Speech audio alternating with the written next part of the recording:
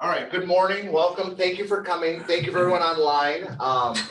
Just to let you know that we will have breaks in between each speaker, so don't worry if you get a little tired or whatever, we'll be back. And also, the big thing that I'd like to tell you is that layout-wise today, if you look at things, it's basically like an audit process. So you have the preliminary, which will be Lori here. There'll be the mid, which is me, which is basically your audit fieldwork time, and then the end is basically letter statements, wrap-ups. That's how it's structured. At any point in time, anytime on any school, please fire away questions. We're here to help you. The whole point of this for you, I mean, it doesn't help me any if I don't know what you need. So please fire them away. And you also might notice any one of us three might chime in at any time because we have something to add. Give you a little background. My name is Ed Ritter. I work for Clifton Larson-Allen, and I've been an auditor for a little over 6 years now. Lori right here, she'll be your first presenter. She works for Messmer Schools and Chief Executive Financial Officer at Messmer, and she's been there for quite some time. She brings the aspect of one of you right up here. So please fire away on our questions. Lastly, Jason Rassi, right here on my left. He is a partner. And he has been doing this for how many years, Jason? It'll be my 19th year. 19 years within the schools. So once again, we bring a wealth of experience in different firms and different experiences. So big point is, this is preliminary work. And when you think of preliminary work, this is pre-audit, pre-field, pre-one of me showing up at your door. Okay? Anytime you're thinking of audit, you can have the preliminary experience, which could be a couple of us showing up, but it's also all the documents and things you got to get going in the beginning. So we'll start out the whole presentation. Lori, come on up.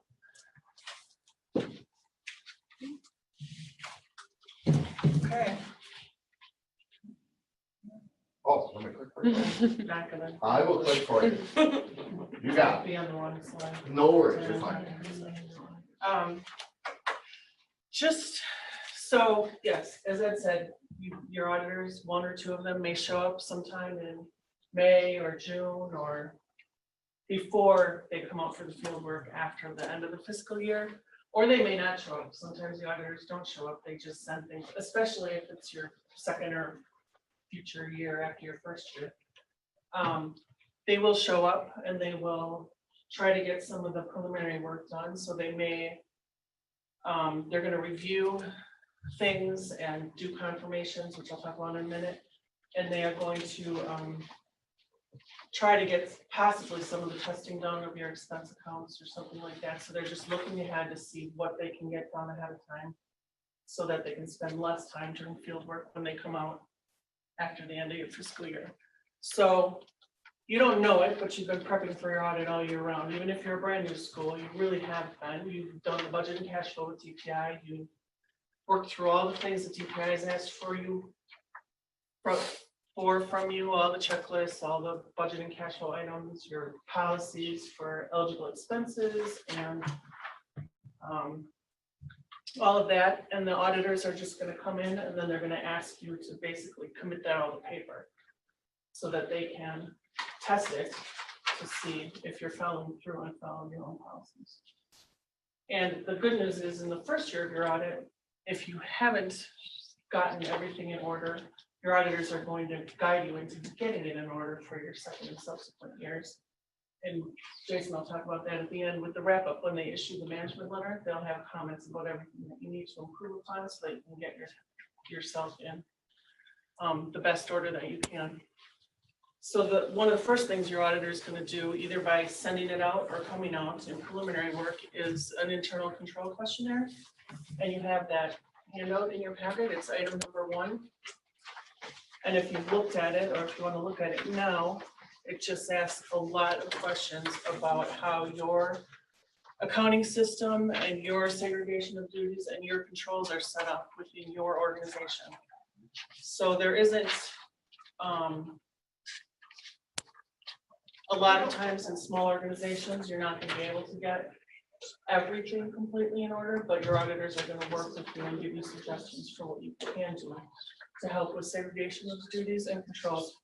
So if you just look through this, they're gonna ask you about just general questions. They're gonna ask you about how you handle your cash flows, how you handle your accounts payable, accounts receivable, all the flow of all your information. So this is gonna take quite some time to fill out, especially your first year. So plan to set some time aside. And if they send it ahead, it's best to try to complete it before the auditors get there. And then you can sit down with them when they do get there and they can talk over the things that you have questions about or that you don't necessarily understand. So plan to spend a good several hours getting that complete in your first year. Where is that document? It's It's an attachment or something. Ashley, all the documents are out there, right? Yes, or out. One, or Are they all available? this document will come to you from your auditor. Oh, they were emailed in an initial email. They're not on the website yet. Okay. They will be posted after this. So all the documents, just, first off, they're supposed to be somewhat tied to the PowerPoint. I do have there's a slight error in one of them, and that's number 4, there's 2 number 4s. But the fact is on these documents, and this is the biggest thing that you need to realize, what you just saw was of one version. Yeah. Every firm's version is a little different. So for example, if you would have gotten my version, you'll see it's a multi-tab Excel. And every single area is broken out. So AP would have a separate one. I assume if you got one from Wifley, it would look different. So, but these will all come from your auditor. You will fill out a piece of it. The auditor then will test off of that. Okay, so you're basically going to say what you all do, how you do it. And then the auditor is going to come in and say, is that right? Is it being done right? Is it being followed? That's the whole point of the control doc. I can pass it around if y'all want to look at this example, and it goes through all the areas too, like I was talking. This would come with Excel workbook with tabs. This one just lists them. It starts with cash, accounting system, financial reporting, after some general questions. So we'll take a look at that. And if you have any questions, if you want to look at it and have any questions later, we'll get back to it. So your auditor is going to come. That's one of the first things they're going to need to do so they can gain an understanding of how you track your accounting and how you report on your in your financial statements. All disclose activity. And another thing that they'll try to do in preliminaries, which I have, is item number 2, which is the audit list. There's a little section on the top. Yeah, I can. Nope. There's a little section on the top that they want to have you available before fieldwork starts. So these are the things that they would take care of in preliminary audit work. So there's a little section on top, and again, this is just one version of this list. So they're going to ask you when they come out. The first section is things they're going to ask for like about a week before field work. So when they come out to do preliminary work, they might actually ask for some of these things. They'll ask for a trial balance as of the date that they're there, because they want to take a look at what is going on so they can get an understanding of what they're going to have to do at the end of the year. But these are things they're actually going to ask for right before they come out for field work. Again, they're going to be looking at all sorts of things and anything that you have to get an idea of what it is, how your organization is financially being run. In addition with that control doc, just to give you one other thing, that's a one-time thing. So you don't fill out that document year after year. What happens is you fill it out once, the auditor knows what's going on, and then you make small adjustments moving forward. So just so you're aware, if you're a first-year audit, you're going to have to book more time. All right, it's going to take more time to fill out that control because you're starting from scratch. After that, it becomes just a piecemeal adjustment. I would suggest too, you might have some downtime, second week of June or whenever your school's done. If you haven't seen a document like that yet, reach out to your auditor and see if they can give that to you so you can have plenty of time to fill that out. Yeah, you should actually be getting that anytime now.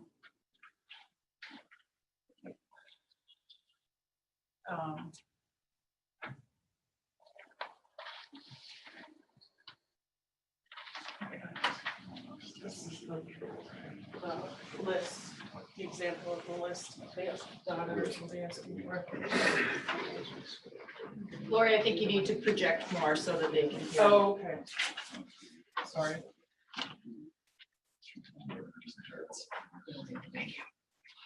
Okay, and also just be aware that auditors are gonna send you lists and they're gonna send you checklists. They're gonna ask you a lot of questions written, and you're gonna know about them ahead of time. But when they actually arrive for preliminary work and or field work, they're probably gonna ask you some things that aren't on the list. Because as they're learning to understand your organization and going through the lists, they're gonna find some things that they need to ask for to get more information about you. And they're also going to need to do some testing that they may not know about until they start looking into your account balances. So don't be taken off guard by the fact that they're gonna ask for things that they didn't necessarily ask for in writing.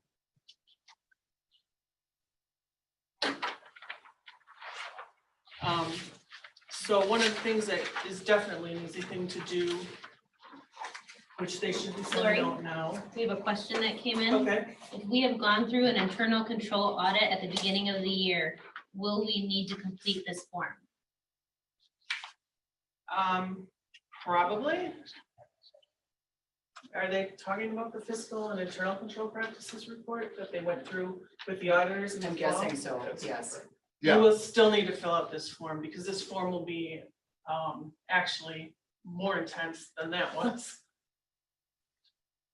So during the fiscal and internal control practices exam, the auditor is required to look at a specific set of items. It was very specific, but it wasn't looking at your overall control environment and all of your segregation of duties and your flow of information and cash and accounts receivable and accounts payable as it goes through. They were just looking at select things for testing. So they're gonna need to get into it in more depth than they did in the fall. The big thing too, and this is just to understand, the fall fiscal and enrollment audit, the spring enrollment audit, those are DPI driven items. DPI tells us exactly what to do. We get a booklet to do it in. We do exactly what we do and we give it to them. Your audit that's happening around after 6:30 is driven by accounting standards. It is not DPI driven. Thus, we have to follow accounting standards to do that. And that's why there's different things involved. Now, yes, you still submit your audit to the DPI by October 15th, but the reality is that is governed by the overall accounting structure of all auditing. That's why it's different. And it's probably gonna seem to you like they're doing the same thing over again, but they're actually not. Okay, so then one of the big things they'll ask for in preliminary work and definitely prior to field work, even if they just send it to you, is for you to fill out forms that allow them permission to confirm your account balances. So your bank balances, any debt balances, and then investment balances, accounts balances, depending upon what your accounts receivable are. And then also typically pledge and contribution balances if you've gotten large pledges or contributions. So the samples of all the letters are in your in the packets that you got, and they're probably very similar amongst auditors, especially the bank confirmation one, the first one, because most use the standard form. But they might be a little bit different. So what happens is you fill these out and you have an authorized signer sign, especially the bank confirmations, and then you give them to the auditors and the auditors mail them out to the bank or the mortgage company or the debt holder or the contributor or the pledge, the donor that pledged something, and then they receive them back at their firm. So that's very important. Do not mail them out yourselves because the auditors have to control the mailing. And if it's your first year audit, they're gonna be doing the same confirmations of your balances from 6/30/18 as well as 6/30/19. So you're gonna have two sets of these, one for each year. If you use a major institution, do not be afraid if it's email driven. So all your major institutions, US Bancorp, Associated, any of the big banks in the country use what's called confirmation.com, which is an online service. They don't take paper ones anymore and they will not accept them. So unless you're using small credit unions, they use this online service which ships it all to you and you get an email saying, I agree, you can confirm my balance. And then it comes back to us and it's done all electronic. It costs us $30, 23, 25, whatever, somewhere around there, per each one. But it's an all online thing and they don't accept the paper because they don't want to deal with it. That's just new, that came about 5 years ago. More institutions are going to it. Yes, they like the online system. Yeah, ours changed to that last year for the first time. So we all got an email, and I had to say, yep, go ahead and confirm it. And by the way, since these are all 6:30, we want these probably before we even get to 6:30. Because we want them in the mail, gone, and that way back to us by the time we step in foot in your building.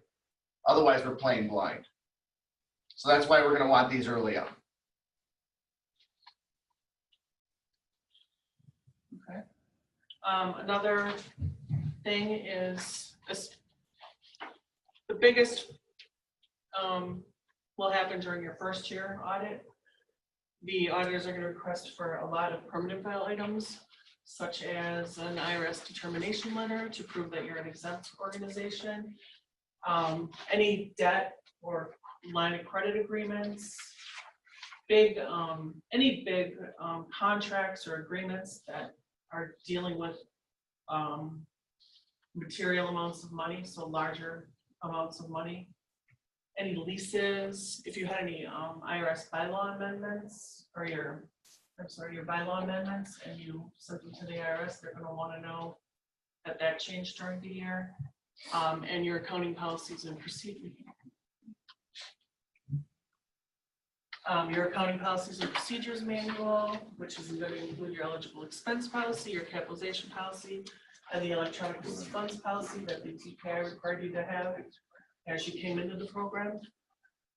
In subsequent years, if any of these things have changed, which there's typically something that changes, usually your agreements or your leases, sometimes you'll have a bylaw amendment.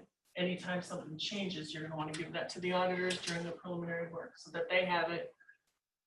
That tells them what your organization is like, what's happening in your organization, and that helps them prepare for the audit fieldwork. Usually also they would ask for any employee handbooks, anything that speaks to how your organization is run financially. So. We will use that in testing too. So if you tell me that you have a vacation policy of X, I'm gonna look in your handbook to support that. That's how we test. So that's why we want all that stuff. It's not just for collection purposes. I really No, don't. they actually read it. And they ask you questions about it and they test it. Yeah. So if your handbook says, as it said, if you have a vacation policy and you pay out your vacation when somebody leaves, if somebody left your organization in August, auditors are gonna be looking to see, hey, did you pay them out? How much did that cost? Is that booked as an accrual at June 30th? Because you owe that money. It also tells you that you better keep this stuff up to date, because we go to a lot of, I was just in a school last week and they hadn't updated theirs in 8 years. And they told me specifically, Ed, it's just not that way anymore. That's a problem. And when I just hear that, I'm like, oh, like, please, because I know a lot of these have to be approved by the boards of your schools. So please make sure they're up to date. Please make sure you have what it really is, what you're doing, because it's hard for me to go, well, we do it this way, but it really says it that way. That puts us auditors in a kind of a bind. And then we don't know which way to go. So please make sure this is all up to date. Otherwise, we're swimming in tough waters. Again, back to they're gaining an understanding of organization and they're testing to see that you're following what you say you do. So they can't test something that you say you do, if it's, one thing is telling them that you do something one way, like you don't pay out vacation, and then all of a sudden you pay it out, they're gonna be like, what do I do? Definitely will result in a management letter comment. Okay, so, and there may be other permanent file items. If you have anything else that would help the auditors understand how your organization is run, give it to them, because they're gonna want to see it, and that will help them do their jobs more efficiently. And then some really basic things about when the auditors come, which people don't necessarily think about until they get there. They need to have an ample space to work. So they should tell you how many people are coming and how many days they expect to be there, so you can plan where you're going to put them. Seems to always be a problem at our school because we don't have enough space. So we're always scrambling to find a room to put the auditors in that's actually comfortable and large enough for them. So we often had to rearrange furniture and all of that. We finally rearranged our entire business office, so now we have a meeting space in our office and the auditors have a place to be. So it's much nicer for all of us. They're going to need Wi-Fi access because a lot of their work is electronic and driven through email or the portals. A lot of them have portals where you'll upload electronic information for them. And probably most of them prefer electronic information. So anything you have in all the things you're going to give them, if you put it to PDF or already have it electronically, that's how they're going to prefer to have it. And a lot of times they'll carry scanners too into the field. So if you don't have it or don't have the ability to do it, they will scan it and put it in their stuff electronically. But if you have it electronically and can give it to them that way, it'll just be more efficient for everybody. The biggest thing is when the auditors are coming for preliminary work, for field work, and then as you wrap up the audit, plan your time to be available to them because they can't get their work done if you can't answer their questions. So I find I try not to schedule. I usually do have to schedule a couple of meetings during the few days that they're there, but I try really hard to be available as much as I can so that we can just keep the audit going because I don't want the auditors to be there any longer than they need to be there. I want them to come and go as quickly as possible. So they might be on, typically for preliminary work, it's probably going to be just a day, maybe a little bit longer if you're a very large school. For the field work, it's going to be probably a few days. Or the first year. Yeah, and probably a week, first year, closer to a week.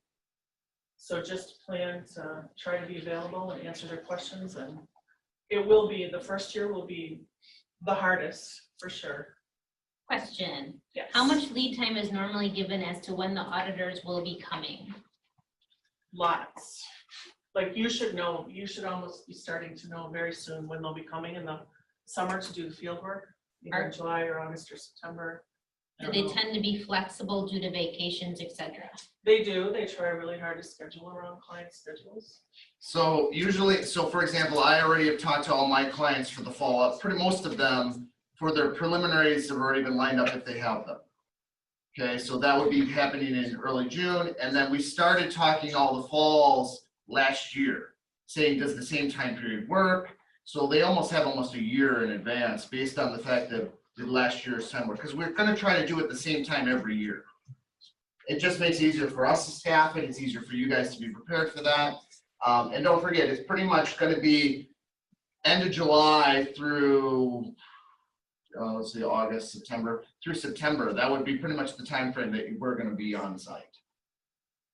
Probably not even too late in September because the reports are due October 15th. We get tight. And there's things that have to be done after they leave the field. Just to give you guys, and just this is something funny, but when I was a second-year auditor, I was sent to a school and they gave me a little round table in the main office where the director of finance was.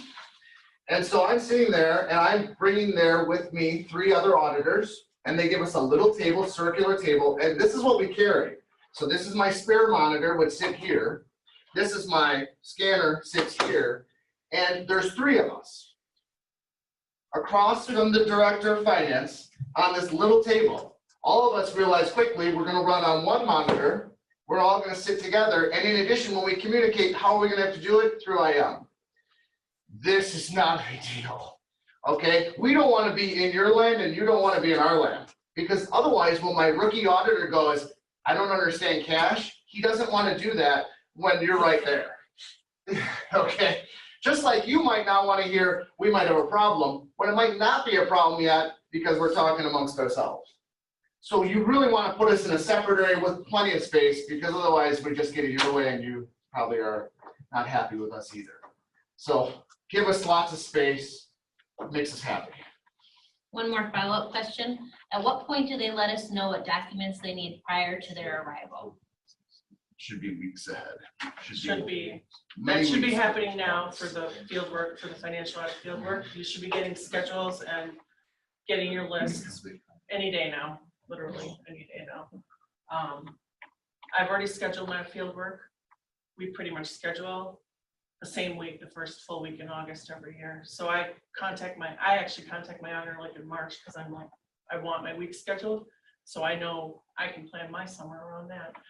So you can certainly feel free to contact your auditor if you haven't heard from them and get them on the schedule, because they're happy to schedule too, and they do want to work around your schedule as much as possible.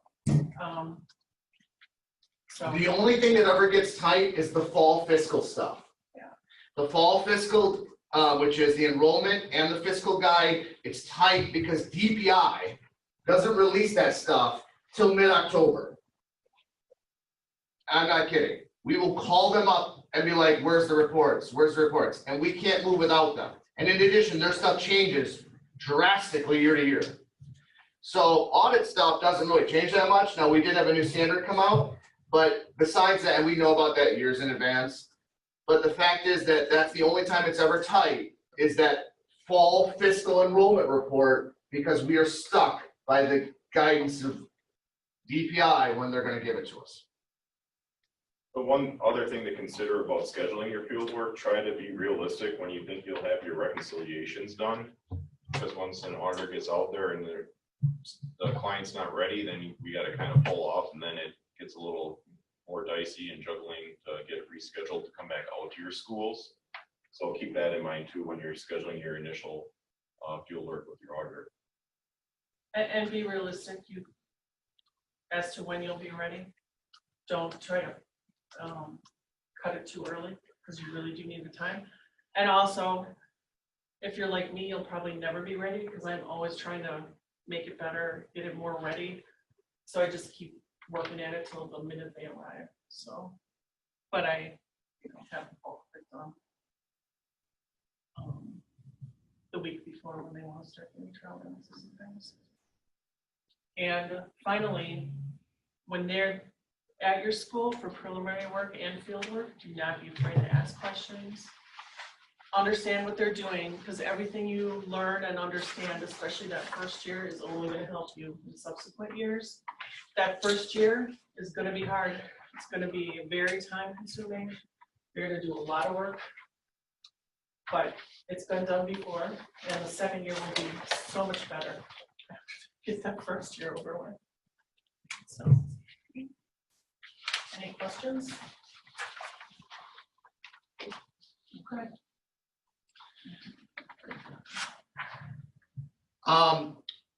So it's 9:20, 9:35. I say we just keep rolling. So now you're up to me. And by the way, you're going to see a little bit different. And what I would ask for you too is, if you are following on the PowerPoints, you can write some notes, but don't get too far ahead of me. I like to have my PowerPoints are designed to show off a little and to keep you with me and not tied to them on the paper. I actually don't like to give them out. I like it to be a little bit of surprise. If you don't know who I am, like I said, I'm Ed Ritter, and I used to be a teacher, so you're going to see a little bit different style because this is me. All right? So be prepared. And I do love questions, and I love audience participation, so I might call on you if I want you to talk. So, and I've already introduced myself. Everybody in the room, I wish I could introduce you on this line, but I can't. But anyway, so part 2 field work. And like I said, that's my whole deal is I'm in the field, I'm with you, here I am, this is how we get going. And sometimes many of you think of us as this.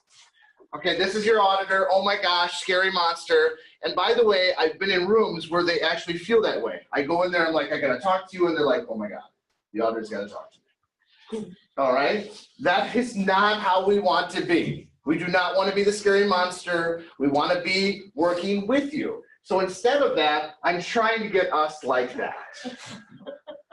Okay? My goal is that we are the cute little puppy dog that comes in here to help you, not monster puppy dog. Okay? All right? If this is your auditor, let me know. Okay? Because we will try to be this. Now, basics, like we were talking about before. It's June 30th. Everything's pivotal on that day. I don't care about June 20th. I don't care about January 1st. I care about how the whole year went to get me to this date. That is the key number. That's going to be on your audit report. That's everything that builds up to that is what's vitally important. All that preliminary stuff she just went over is basically getting you ready for that date. In addition to that, it's a moment in time. I am amazing for one moment. Okay? You're amazing all year long, and you better be, otherwise my moment in time will be wrong. Right? That's really weird, and I know it's odd, and it's also weird because when I explain this to like people, they're always like, so you work in the past for one day. Yeah, that's what I do. Okay? That doesn't mean you're not doing it right now, and it doesn't mean you're not doing it right in the forward. Did you do it right on that day? Okay? In addition, I might lead into way into the past in order to make sure that day's right. If you have a lease that's been going on for 10 years, it better be right on June 30th, which means I get a check maybe 5 years ago. So if I start digging on you, it's only because I don't believe your 30th is right. And that's what your auditor's really doing. And I might tell a staff to come and chase down something. If you're a first-year school, you have a lot of history to get to because I need to make sure that the 6/30/18 is right for your balance sheet, your cash, your receivables, your PP&E. When did your building get built? When did you buy your land? Is your building depreciated? Is your van depreciated? What'd you buy the van for? It might have happened 8 years ago, but I need to know what it is. Because otherwise I don't know that date's right. That's why we fish. It's not because I want to. All right? Field work. Like she was saying, expectations.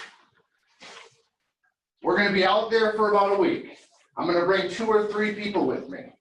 I'm going to bother you about all sorts of things. And it's going to be basically July through October. Also, could you bring up my PBC list? So you're going to see many different variances. This is a version from me. I built this, so this is mine. Okay, you don't have it. See how there's a prelim tab of all these items? And you see how there's a fieldwork tab right here? All these items? Prelim and fieldwork are very different.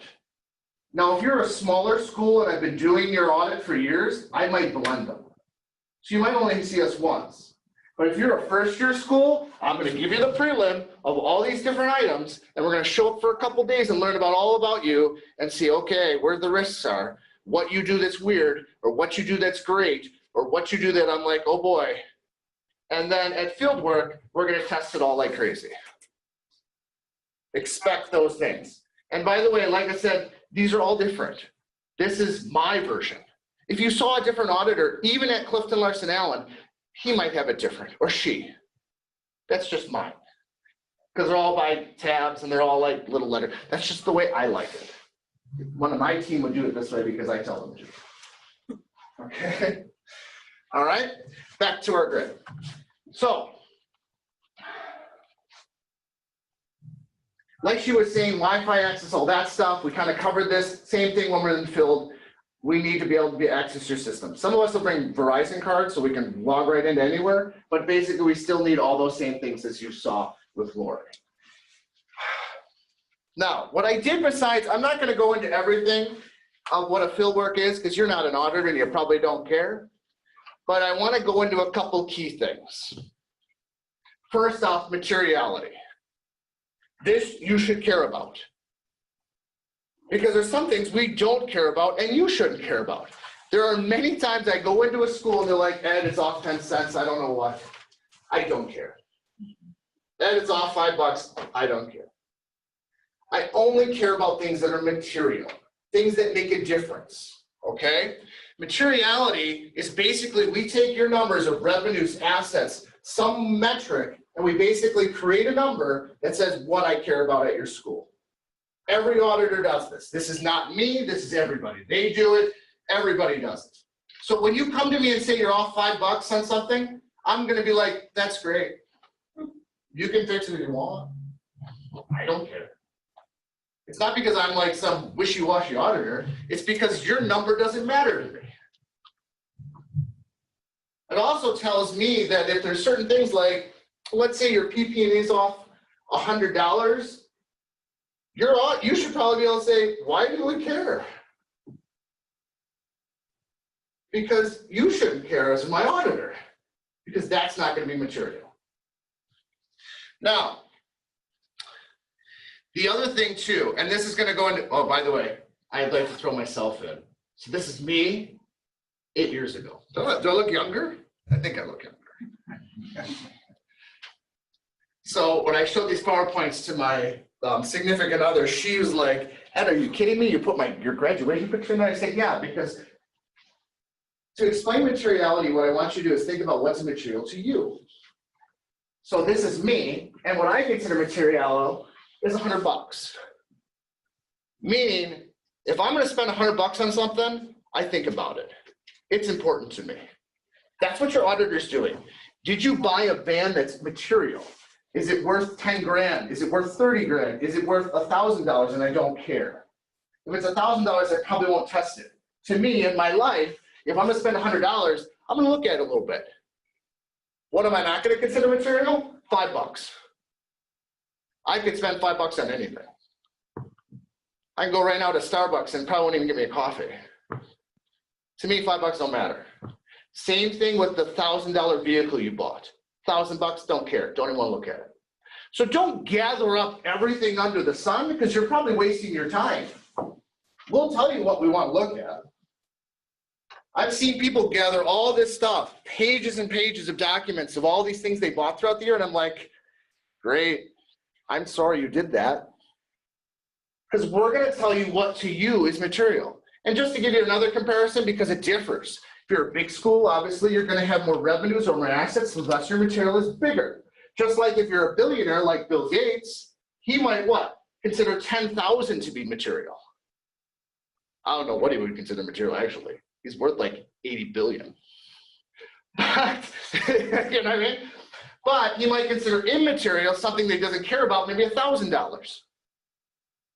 So it's based on the size of your school. Okay, so if you're a little bitty 30-person school, we might care down to $1,000. But if you're a massive network of schools, we might not care till you hit like $20,000. That's just to give you a reference of what you're doing. And that's what we're doing. In addition, all those control forms you heard about. What do I do when I book this? Or how do I do cash? Or how do I do a bank rec? Or how do I do that? We're worried about the big thing right here, which is risk. Okay, whoops. Hit the wrong button. Risk is everything. Auditing is all about handling risk, managing risk.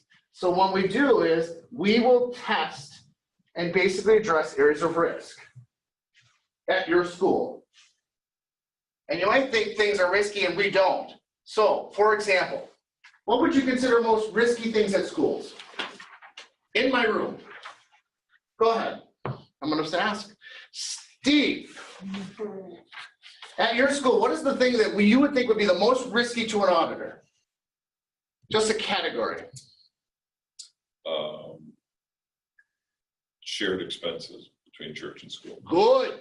Shared expenses is something we will test. That's a good one. Well done. Okay, because what? We want to make sure they're separated properly. What counts, what doesn't. Allocations particularly, when we're allocating stuff. What's another one? Tim, what's a risky area that schools have usually? Steve took mine. I was thinking donations. Donations, Is that right? very good. In-kind donations, what you valued it at, how you did that. Or contributions of some kind. Some of you have big drives to build a building, to build big resources, to actually maybe fund your school. We care about those. When did you get the money? Is the money real?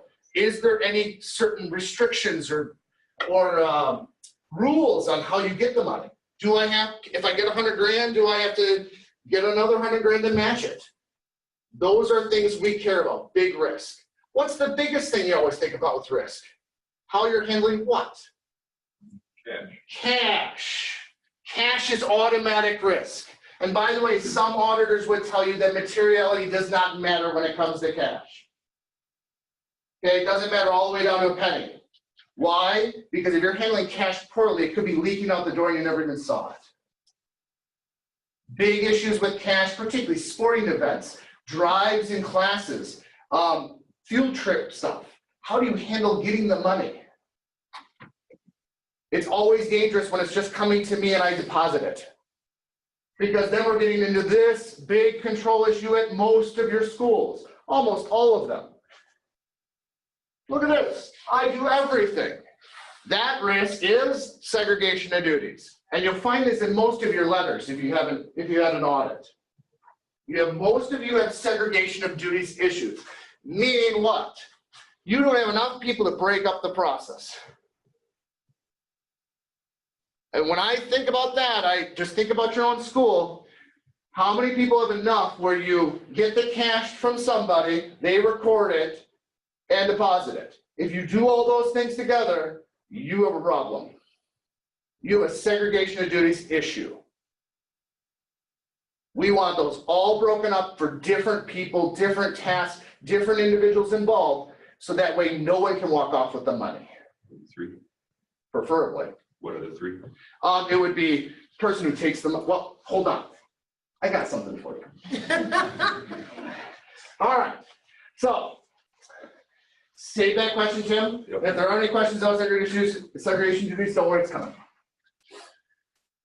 This is one of the biggest things that most auditors don't enjoy doing. And you might not like it either. It's called a walkthrough. If you've had an audit, you probably know about this when I talk about it.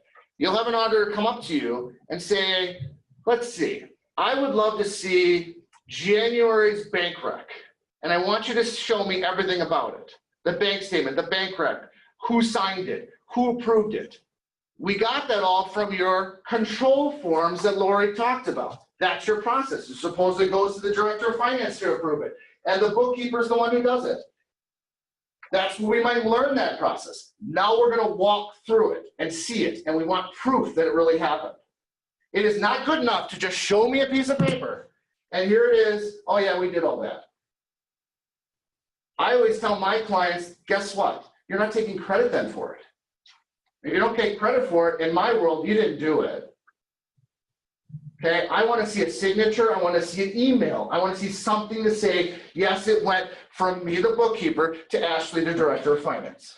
Ed, we have a question Go ahead. that came through. So this is all understandable, but if you don't have the people, you don't have the people. So if the board is reviewing the cash flow beyond that, what do you suggest for these little tiny schools? So for little tiny schools, the suggestion I would have is have a board member involved in signing off the disbursements, seeing them every month. Okay, they should come in and be able to review every disbursement that goes, or journal entries that are all done on a monthly basis. They should sign off on them. Someone in that board hopefully would be able to have financial experience to be able to do this to support the school. It's not going to get you out of a segregation of duties comment, but it will be someone else looking at it. Because watching the cash flow alone is a late and might very well be missed item.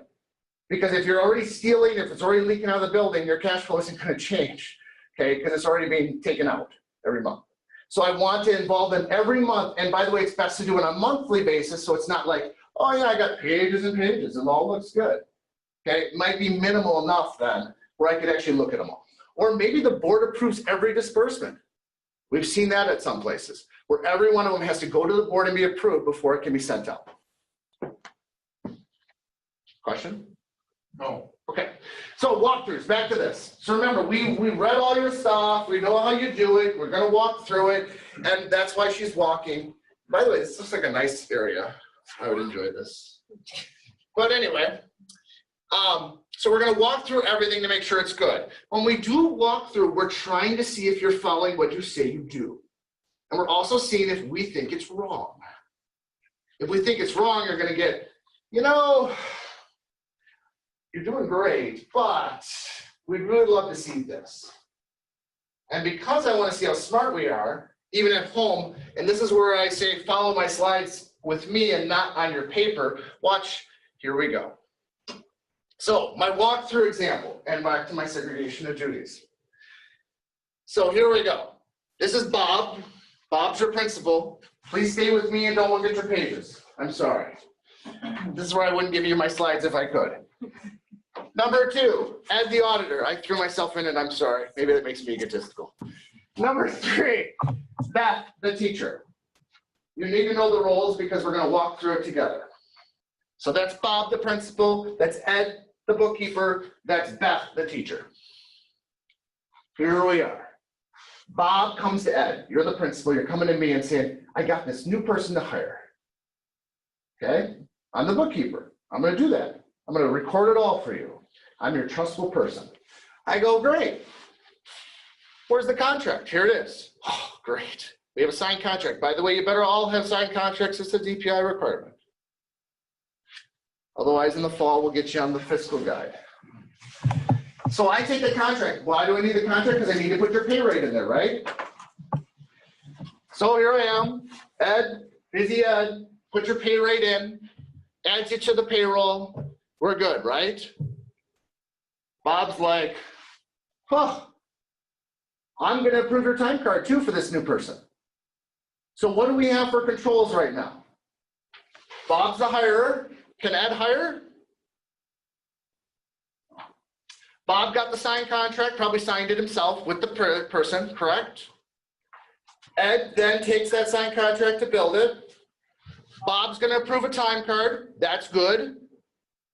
Because if we're not approving time cards, or if we don't have a signed contract where it's like 24 payments equal over the year for a salary person, something like that, then you don't need an approver for the time card. But we have someone here approving. Now, here we go. Ed's going to enter the hours and the rate in the payroll system. I don't care if it's ADP. I don't care if it's paychecks. I don't care what it is. Doesn't matter to me. But they're entering it. Okay? Whatever one you use. How are we doing so far? Everybody with me? Anyone see a problem?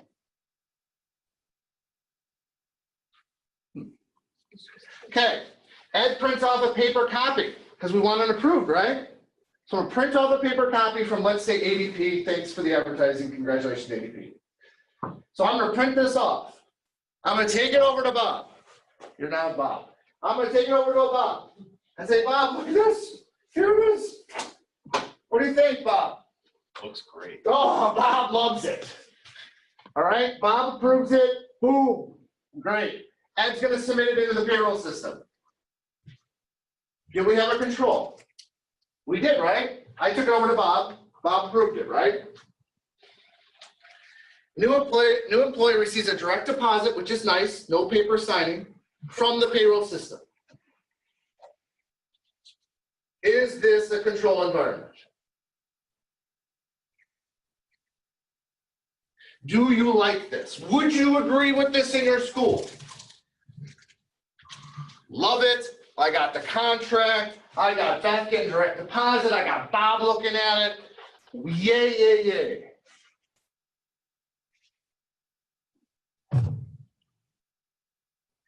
Dina, what do you think? Well, Did you look ahead? no, I didn't. Good, good. What do you think? I think if you only have 2 employees, it's kind of difficult to not do it that way. Okay, so you think this is okay? This is good, right? Well, if one is entering, one is double checking. Right, so right, we got some controls, right? Right, And we do have some controls. right. By the way, I've gone to places and we don't have these. It's just Ed going, you're gonna get paid $8 an hour, congratulations. Tough as your auditor. We've got a couple of people responding. We have no control. There should be a third person for approval, or there should be a third person entering the payroll. So, good question, good points. I'm gonna save them, I'm not gonna comment yet. Because I've got some thoughts here. Remember, we're saying thumbs up, thumbs down. Right now, we said it's okay. We have some questions out there in line. And by the way, what if we got nobody else, right? I'm gonna say we can't hire anybody else. We're limited on resources. You know, we gotta make money. We can't, actually, we just gotta break even. We're a school. If we hire someone for 40 grand, we're gonna be sunk. So back to this. Can add and remove people from the payroll? Kimberly, can add and remove people from the payroll? I would say yes. Well, let's check. What could he do? Ed adds new staff to the payroll. So Kimberly? Yes. Good. I agree with you. Okay, so Ed can add new people to payroll. Yes. Does Ed submit the payroll for payment? Yes. Good, he did. Congratulations, 2 for 2. How about this? Does Ed have to follow the contract? He saw it, he put it in. I gave a paper copy to Bob. Bob, here it is. Does he have to do it? Someone online said yes. No. Just because I gave him a paper copy doesn't mean I gave him the right stuff, right? How many frauds have occurred in America because I falsified documents? We had something like Enron. We had a whole accounting firm in Chicago go down for it because they believed them.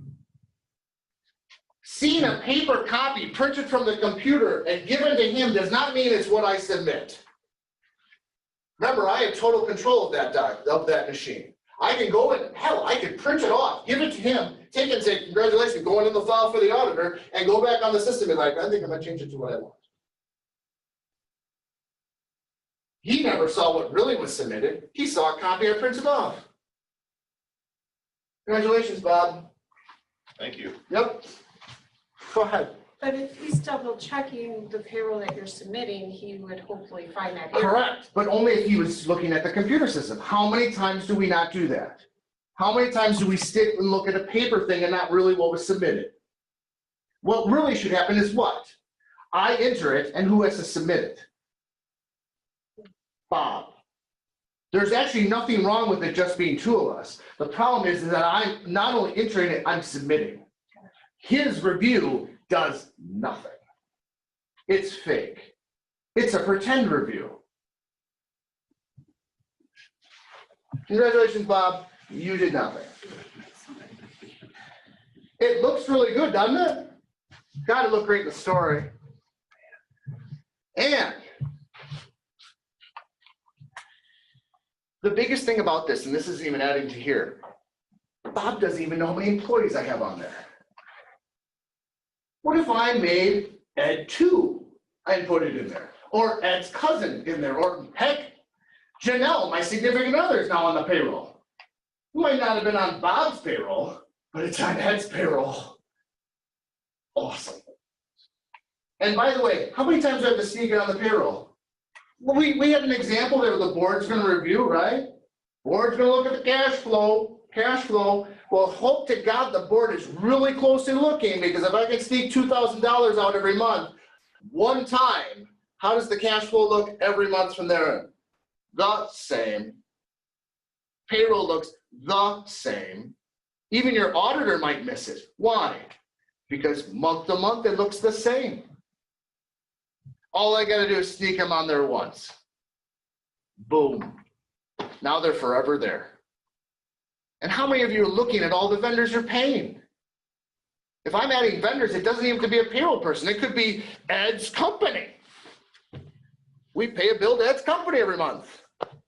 Awesome. I give the money, I provide the check, I add the vendor. Awesome. I can sneak it out every month on you. And by the way, if I work here 30, Laurie, how many years do you work for Mesmer? Oh, I've been a mess for 3.5 years. 3.5 years. How many years over the total of your life? Oh, 3.5 years just at Mesmer? Yeah. Okay, who's the longest employee at Mesmer? 20 years? 30 years? Maintenance person. Okay. 40 something. 40 years. What if I was your controller for 40 years? I don't gotta take a lot. Over a long period of time, I can take a lot. Even if I get 10 grand out a year, 40 years, that's 400K. Thank you for the bonus. Well, and let me give you an example. Our maintenance person brings all of our packages at one of our sites up from the loading dock. And they're usually come with the name of the person who ordered them. So they go straight up to a classroom or wherever. So if somebody was ordering things to a dummy vendor and was in cahoots with the maintenance person, he could just be taking it all home. That would be a nice perk. Now, it's very hard for an auditor to fight collusion, but collusion is always kind of a tough one. Everybody's required to turn the packing slips from their boxes. Right. Because then our business manager compares them to the purchasers that were on. So we have a process to help. And at least there's two people there. What I'm giving you an example of is Ed, the auditor, Ed, the bookkeeper, can do everything. All right, moving along. By the way, that was my little thief. I kind of jumped ahead of myself. But there's Ed stealing your money. Look at that. I don't even have to wear disguise on this one. All right. So that's an example of controls and why they're so important to you. And by the way, don't, when the auditor says you've got a control issue, try to figure out something to make it better. We're not there just to make your day bad. We're not just there to say you're wrong, wrong, wrong. We're actually trying to prevent the problem. Because fraud at your school is terrible. Fraud as a client of ours is terrible. We all want to avoid the problem. Okay? So typical risk areas like we were talking about, these are those areas that I was pointing out that are going to be high risk. We're going to test them. We're going to go after them. And we're going to confirm them. So cash, debt, contributions. These are things we talked about. Related party transactions. These are things when we're talking about my board member sits on our building, sits in our school, and he's also the construction worker who built the building. Our board member works at whatever, and we get a sweetheart deal for all of our sports equipment. These related party situations are trouble, and we're always going to look at them because we want to make sure it's a fair deal. If you get something for an incredibly cheap deal, congratulations, but the auditor is not going to accept that. You can't get something for $1 because Steve sits on the board and loves my school. Okay? We want these valued at what they really are. Okay? Payroll, like I said, we already talked about. PP&E is always a high-risk item because we want to make sure it's valued and depreciating properly. But these are just some of them. There are many others. Ed, what's PPE? Property, plant, and equipment. So buildings, cars, anything that's going to be something that you would depreciate over time. Okay? All right. And like we talked about earlier, we're going to confirm a lot of these. Your typical confirmations are going to be the cash, the debt, the pledges. That was already pointed out. This is just bringing us all back into this. When we're out there, we're going to check these through confirmations. Why? Because just because you show me a doc doesn't make me comfortable. It makes me much more comfortable when I get it right from the bank. All right, sampling. Now, if we tried to test everything when we're on site, it would take forever. So what we do is we do a sample. And we're going to ask for your populations. The biggest way to get your auditor off your back is give him full GL detail when he gets there, or even before that. If you can give him full GL detail for the whole year, I don't need to come after you and say, what's in this account? I can look it up myself. And your auditor should do that. In addition, he's going to want to know the whole population of contributions, like all you got, or all the different things you have, so we can get a population to sample. These are typical things we would sample, meaning we're going to pull like 10 items, maybe 25. If we have problems, we might have to sample more. If we have too many problems, we're going to possibly say that that's just wrong. And we're going to have to make adjustments. With your approval, of course. But the biggest point is, when we're testing these things, it's just to see what the whole population looks like. This is a way, it's all statistically done, so that if we sample this many, it basically tells us how many are in the whole population. Okay? Big thing, remember that materiality piece? What's important? Material items will always be pulled. So if your materiality is 10 grand, we're gonna pull everything above 10 grand no matter what. That means a contribution above 10 grand will always get pulled, and then we'll pull some small ones to finish the sample. That's how it works. Okay? Big one major thing we also do is lower risk areas. We'll do analytics. which is comparing year over year. So we'll look at an expense account. Why did it jump 10 grand? And we'll come to you and say, how come your expense for, let's say, bookkeeper expense jumped 10 grand? Why did your audit program go up this much? Why did your cleaning services go up triple? We're trying to see what's weird. That's what we're doing here. This is low risk area. Remember, high risk, confirmation, sample. Low risk, analyze year over year. And Yes. so just a comment with that. So let's say that example that you posed where the bookkeeper expense went up by 10,000 and you are questioning that because it met your materiality threshold. The school doesn't need to be fearful at that moment. All they need to do is say, oh, you know, we hired Bob for another, he used to be part-time now, or three-quarter time, and now he's full-time, thus his salary went up 10,000. Something as simple as that is a reasonable explanation. Absolutely, correct? and then we'll probably want to see the contract. We'll probably want to see that he went from 20 hours to 40.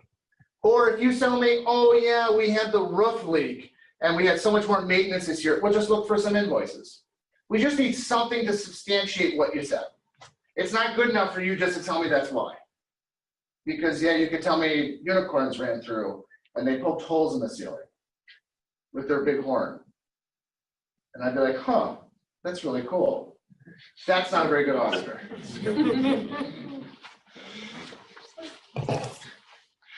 All right. This is a problem for most of us.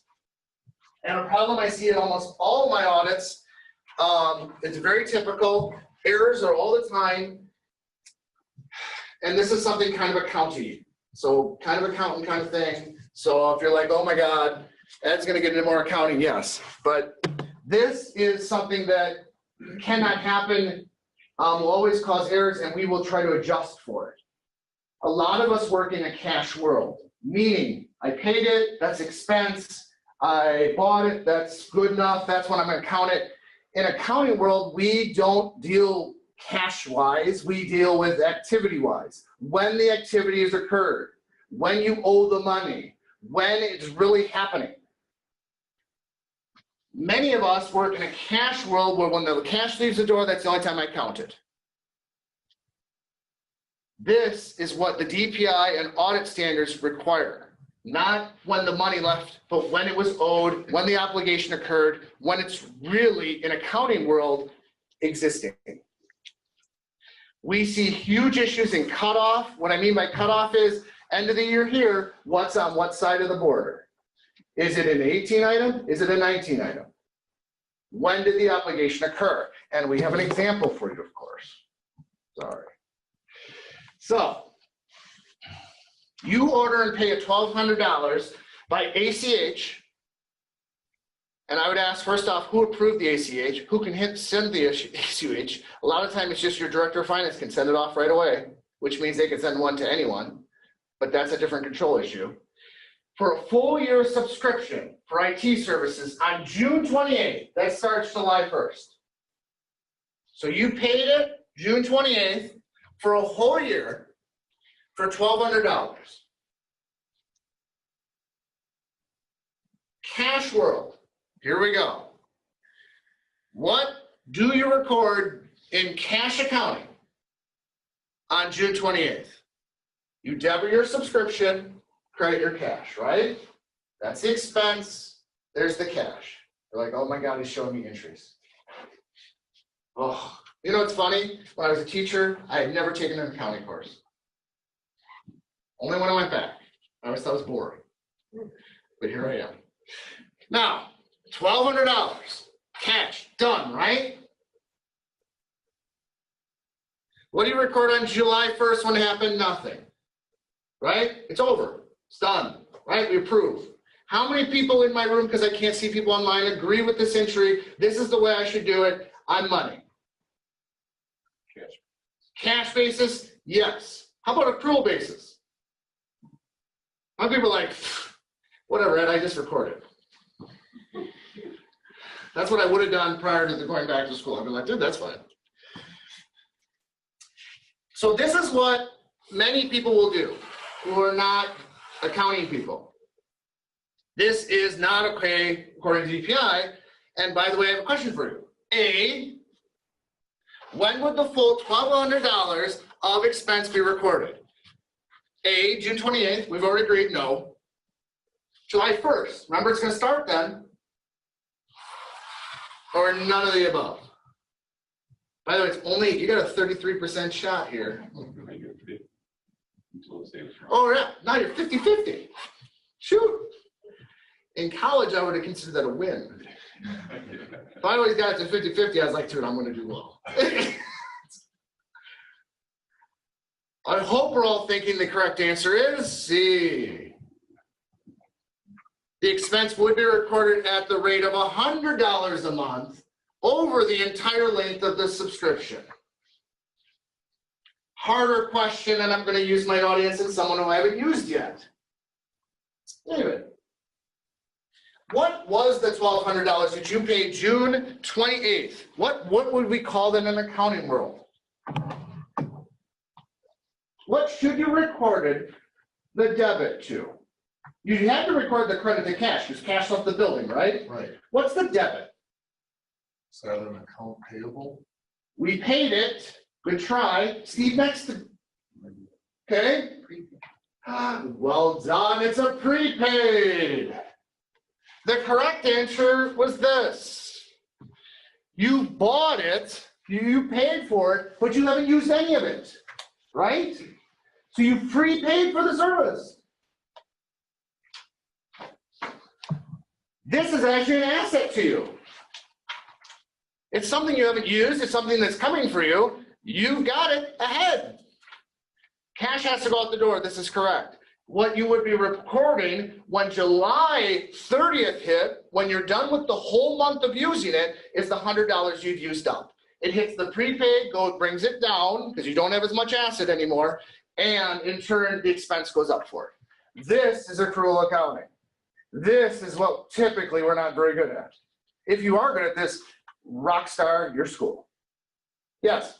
So Ed, for the schools here working with DPI, and they are trying to monitor the amount of expenses they have on a given year, and you're approaching this June 30th deadline, this example of this prepaid expense would not count towards your eligible expense. Correct. For the current year that you're talking about. It would be pushed forward to your next year. So if you're managing that reserve and all that goes into that, this is one of those tricky little things. So if you buy $50,000 worth of computers and they are really a prepaid expense for next fall, Like buying books ahead. right, you cannot count those in your eligible expense for this year. Correct.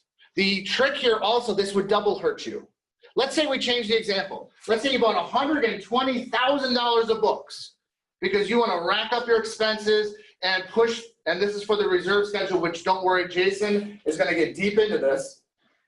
But you want to push up your expenses so that way you look better and you're spending more and you have less reserve. If anyone doesn't know this, we're going to get into this more, but I'm cheating ahead.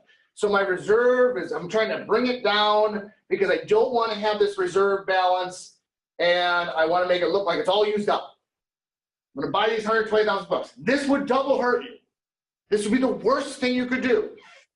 Why? Because it is a prepaid.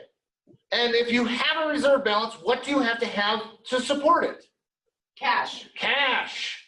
And what left your door? Cash.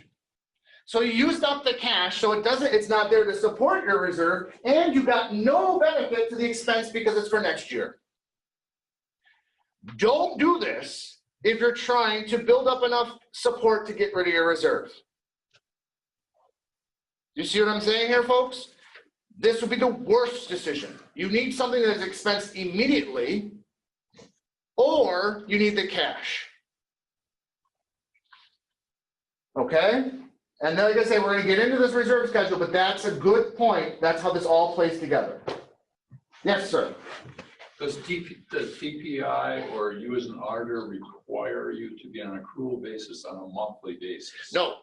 You only have to be accrual basis by the end of the year. Okay, so your entry could be $1,200 for July. You could, yes, yeah. We wouldn't track you. Or you could even wait till June 30th to reverse out the prior year, whatever. Yes, and there are schools that literally do that. They go cash all year long, and when we walk in the door, they have entries to true it up.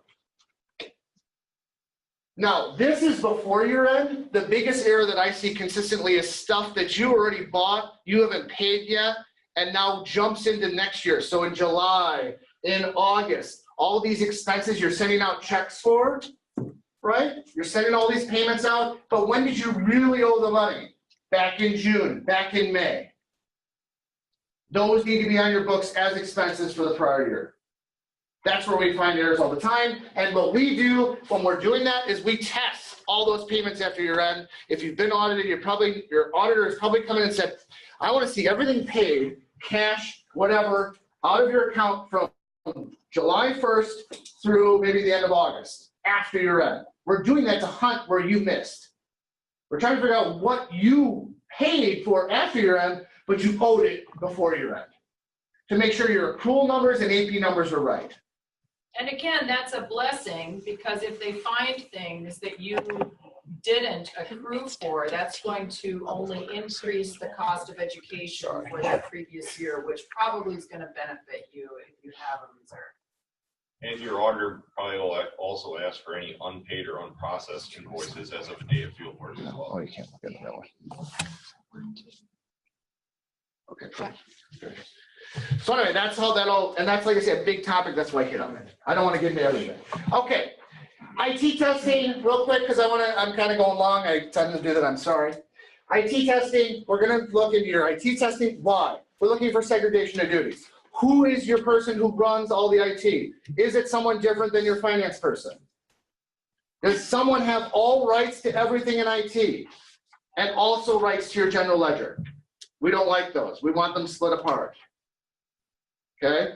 Do you remove old employees? Because you fired me and now I'm angry as heck. And I'm going to go into your IT system and wreck you. You better remove my access. Because it's very embarrassing when I post all inappropriate pictures all over your stuff.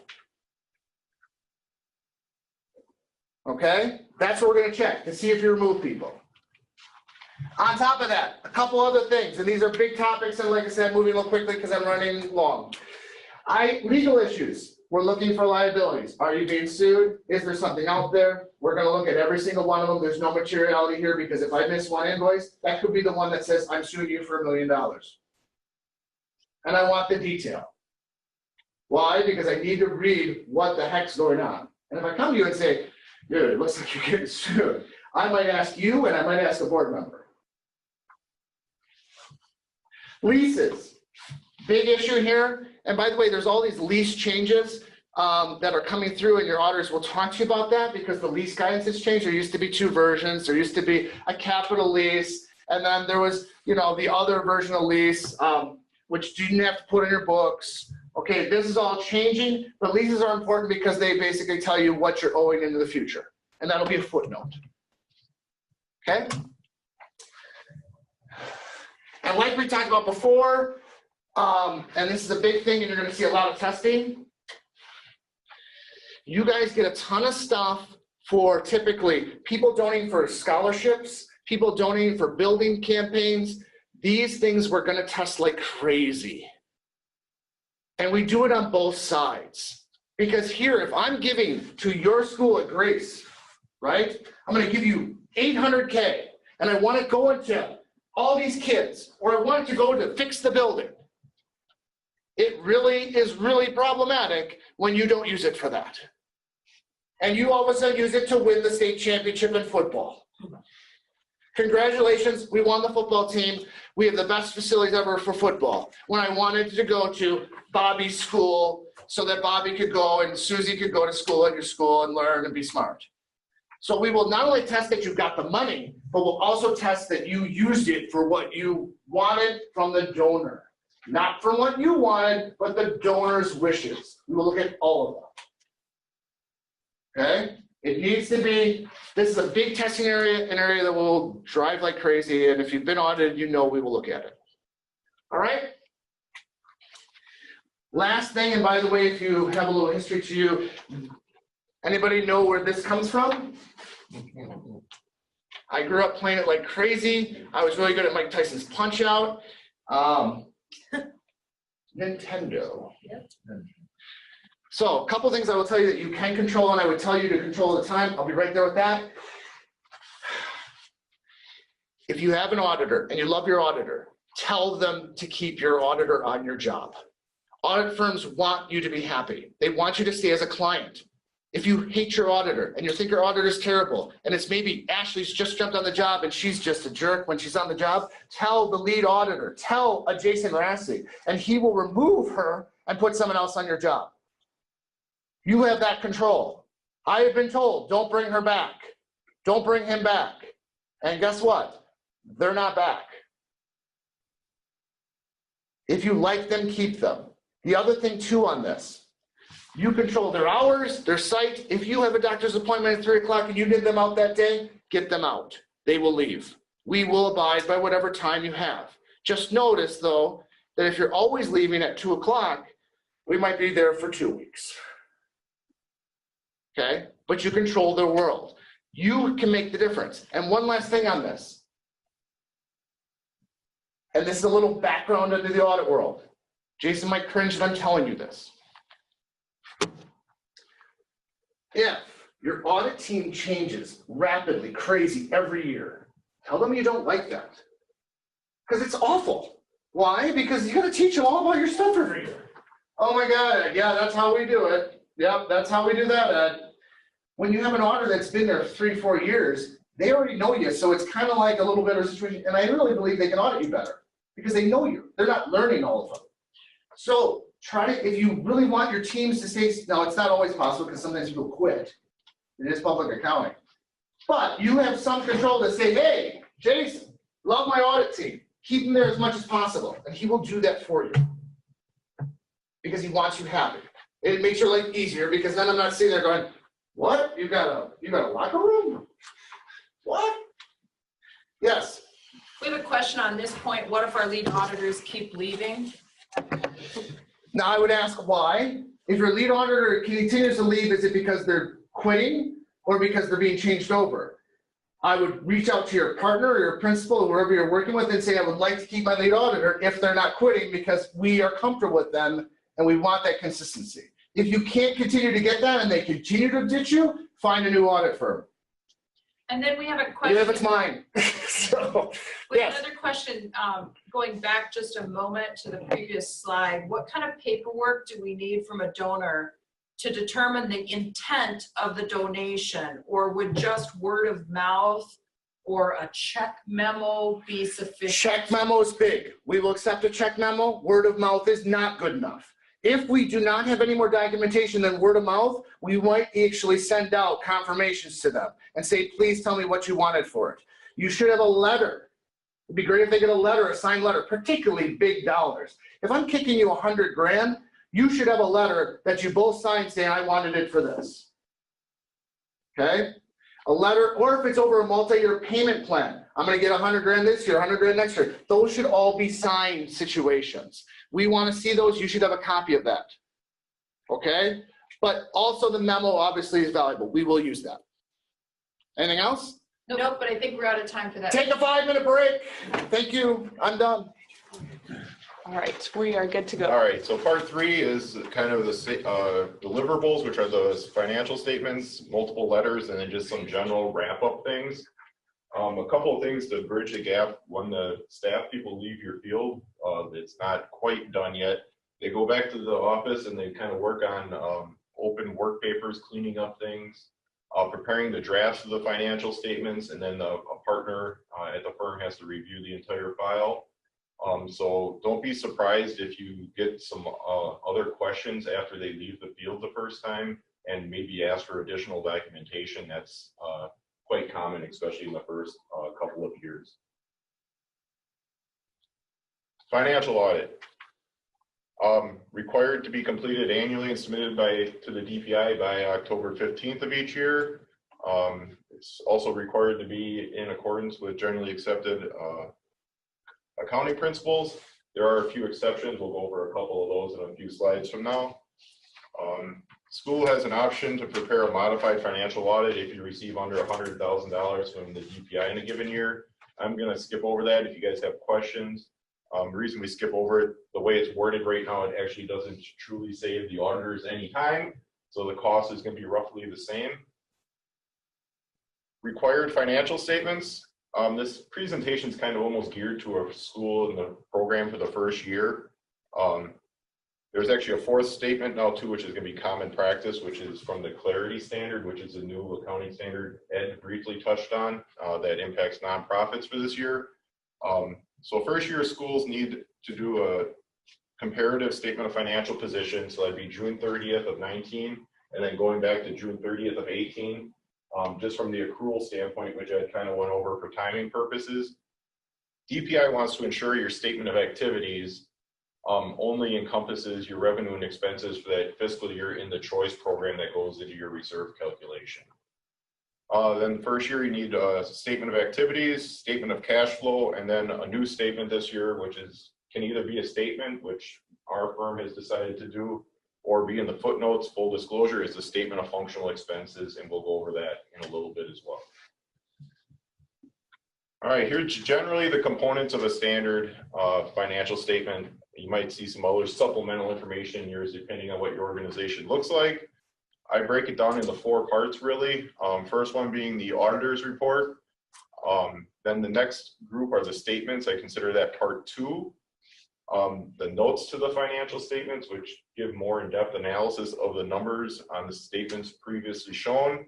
And then the reserve schedules, which are the DPI required schedules for the financial statements.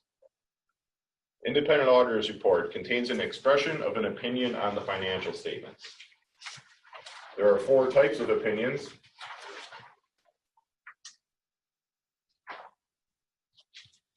First one is the unqualified, which is a clean auditor's report. Auditor has concluded that the financial statements present fairly in accordance with GAAP. A qualified opinion states the financial statements are fairly presented with the exception of a specified area. Then you have to add a paragraph in explaining what that departure from GAAP was and the impact on the financial statements if determinable. The bottom 2 are 2 that DPI will not accept. And actually the qualified DPI will only accept a couple modifications. If there's other ones, your auditor has to discuss that with DPI because they do allow other modifications on a school specific situation. But you have to get that approved before you submit your financial statements, otherwise they will not accept them. And just so you know, folks, just because you get like a comment, like when we're talking about segregation of duties, that doesn't mean you're going to end up with an adverse or a qualified, you know what I mean? It's just saying that you have some segregation of duties issues. So sometimes there'll be things that come up there, but they still have an unqualified opinion on the thing. So yeah, those segregation of duties ones generally fall in the management letter. That is also a deliverable to the board of the organization. So an adverse opinion, pretty much, you know, based on what we've seen out there, looking at the documentation, the financial statements would be misrepresented and misstated and do not accurately reflect the financial position. I have personally never issued one of these, thankfully. And it's kind of rare. Disclaimer is even more rare. Get out there and there is no support for any of the balances, any of the transactions, the documentation's gone. That's when the disclaimer of opinion would come in. So hopefully you guys don't run into those and work with your auditor at least to get up into the qualified section. So here's an example of an unqualified opinion. It's opinion on the financial statements referred to above, present fairly. First year schools, there's your comparable or comparative statement of financial position, and then just 1 year of net assets and cash flows. Your second year in the program, everything will be plural in that first sentence. Qualified opinion, one of the most common, and it's probably in over half the schools we audit, is the capitalization of your property, plant, and equipment. A lot of these schools are traditionally older. Might have bought the building in 1970, could have done a building improvement in 1970. No one kept records back then. Even from the equipment standpoint, places are generally on the cash basis of accounting, computers, whiteboard, smart boards, all that stuff. Historic costs, which is required to be recorded under GAAP, may not exist or might not be cost beneficial to go track that stuff down, then we just plunk this in. We have had occasions where they did have a major building improvement. So we kind of said prior to this date, with the exception of this addition, these things are not in your financial statements. You know, its downside is, you know, if there was something you bought 5 years ago and you knew you assigned it a 10-year life on your capitalization policy, you'd be able to recoup some of that cost through your reserve schedule. So it's a matter of how much time and effort you guys want into trying to find those invoices.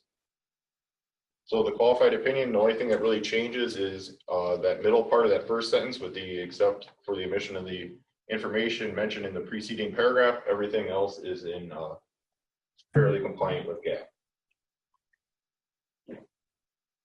Jason, I got a question. Yes. Oh, I'm sorry.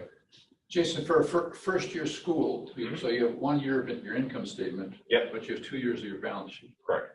So you have to, you do those at the same time at the end of the 2019? How would you recommend doing it?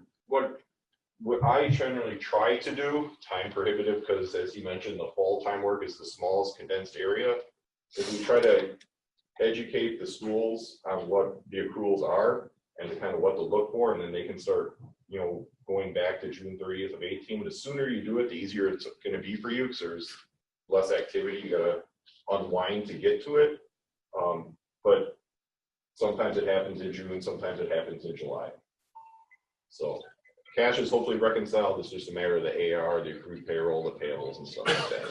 And like, we'll send the conference out together typically. So we might wait to the end and send all the conference out for both years, just because you're hitting them both anyway.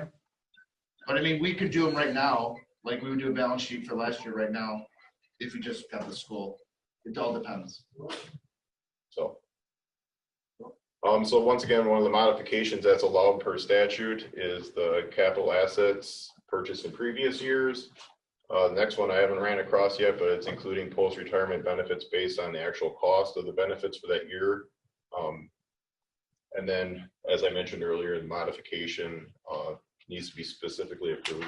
Yeah. Got a question from online. Just to be sure, if we are starting the program this fall, then we'll need to do 2-year balance sheet for 1920 compared to 1819, correct?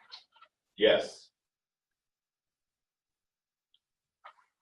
The one modification I have gotten approved specifically is we knew a school wasn't going to open up in the future fiscal year. So technically they were supposed to follow the going concern basis of accounting, and they would adjust some of the balance sheet stuff and the income statement. And it didn't make sense for the reserve schedule. So DPI allowed us on that one-time exception to not present it under that method. Have you run across any other modifications that they've accepted? No. Can you flip to the financial statements, please? Sure. Was that item 7? Yes. Okay. Couple of things. This is just a template of what a standard financial statement looks like. A lot of firms use PPC. That's where a lot of the disclosures come from. But here's an example of an auditor's report. It kind of spells out management's responsibilities of the financial statements, the auditor's responsibilities, and then there's your basis for qualified opinion.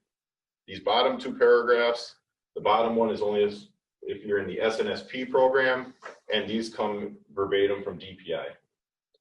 One thing I want to touch on is the date of the audit. That is not the date you last see Ed out at your school. It's the date after generally the partner reviews the file and feels comfortable signing the opinion that everything has been documented adequately and can support the numbers on them. This date is also important because it needs to mirror the date in the subsequent management letters and the management representation letter we're going to go over.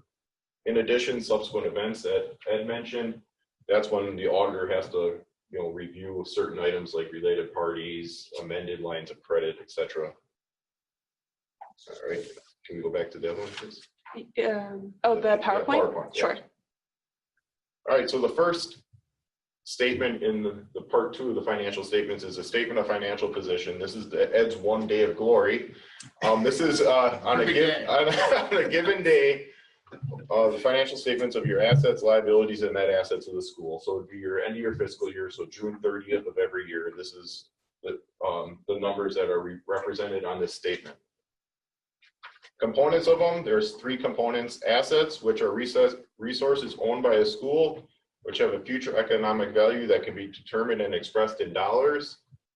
Examples are cash, investments, receivables, promises to give, property, plant, and equipment, inventory. Then the next 2 sections, some of these next 2 need to agree to your assets or your balance sheet won't balance.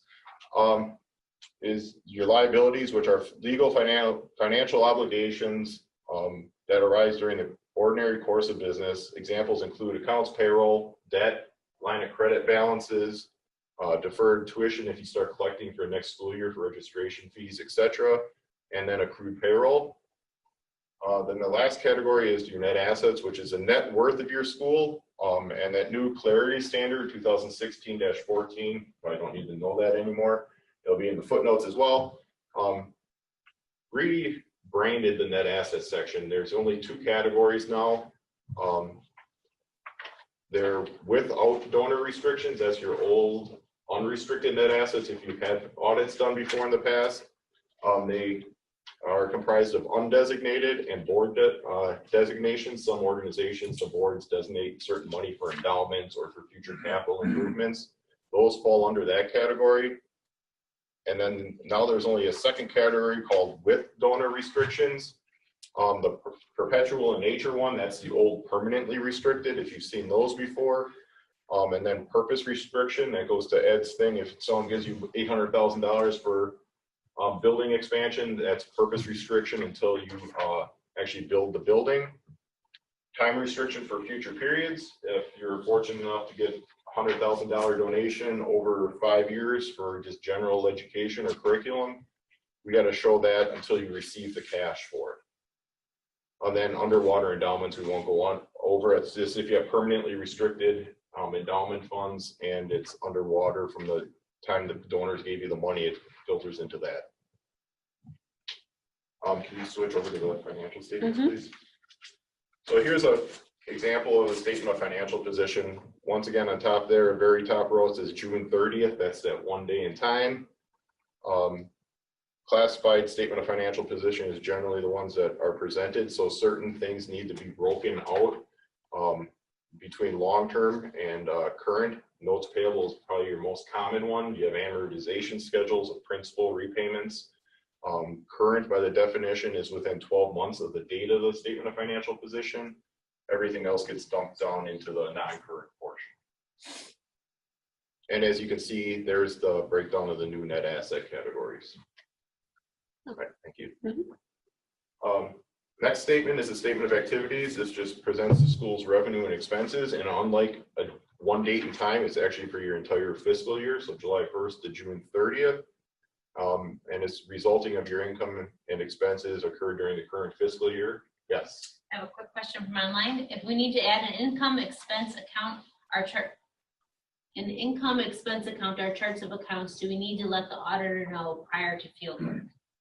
No, generally when we get a trial balance, we just get it. In first year schools, none of them are going to be grouped.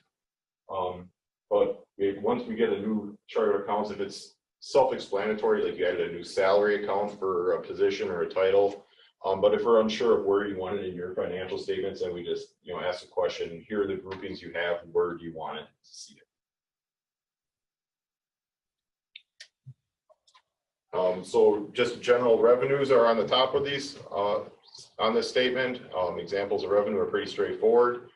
Certain revenues, according to the auditing standards, need to be shown net in the revenue section. They're fundraising, script, special events, and investment income.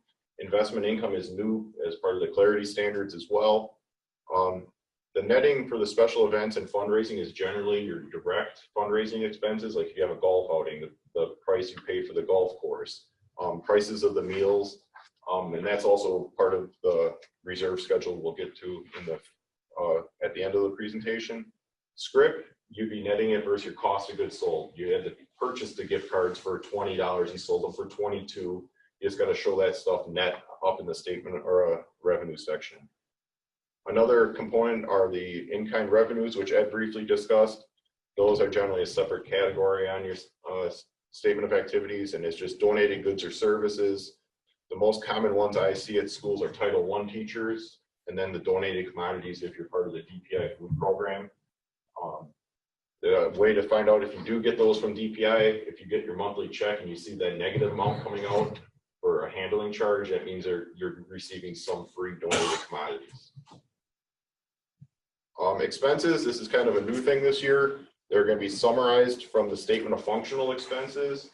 You'll see program services, and then you'll see the 2 supporting services for management in general and fundraising. Can you go to the statement of activities real quick?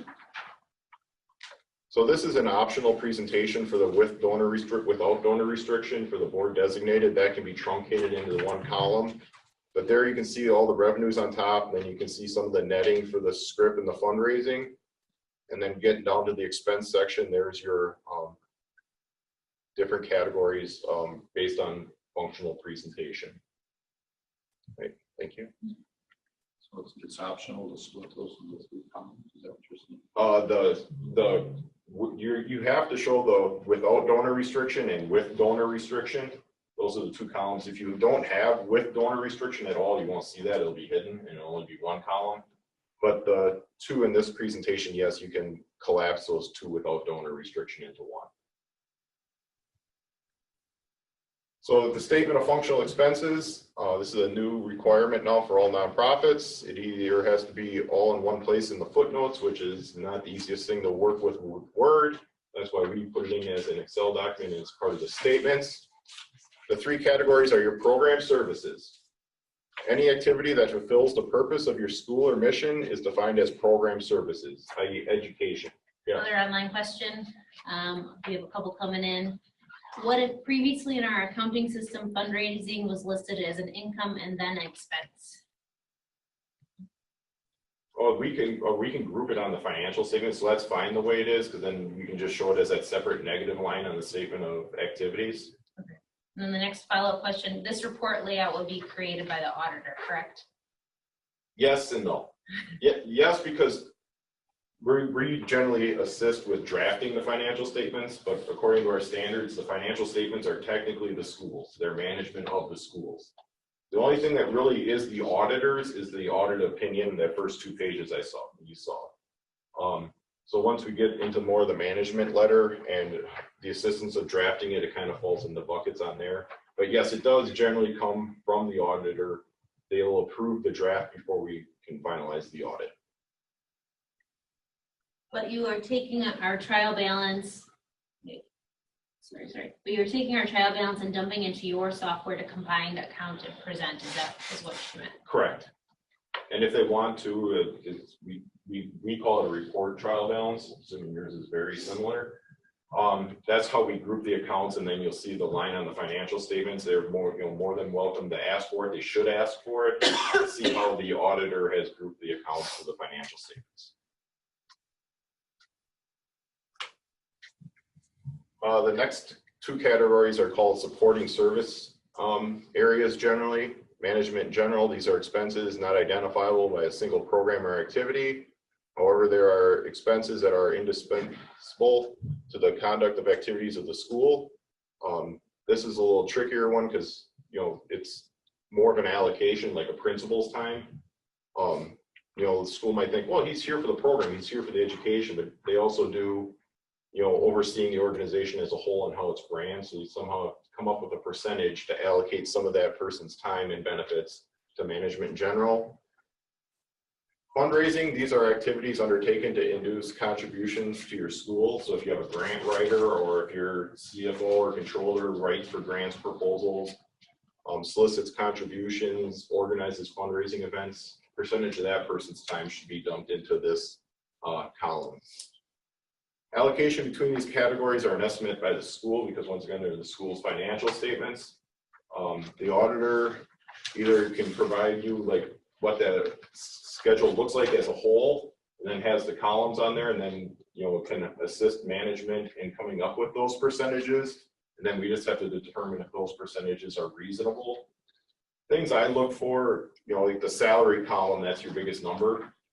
You might have to break that out going, here's the principal's total compensation, here's the administrative to back into the net for your teachers, because those should be 100% program. Is, you know, anytime you get into occupancy, then it's almost kind of square footage. And if you have occupancy at 80, 15.5, then your utility should kind of follow that. So anything that shows up in the natural categories. You flip to the financials, please. All right, so there's your columns across the top.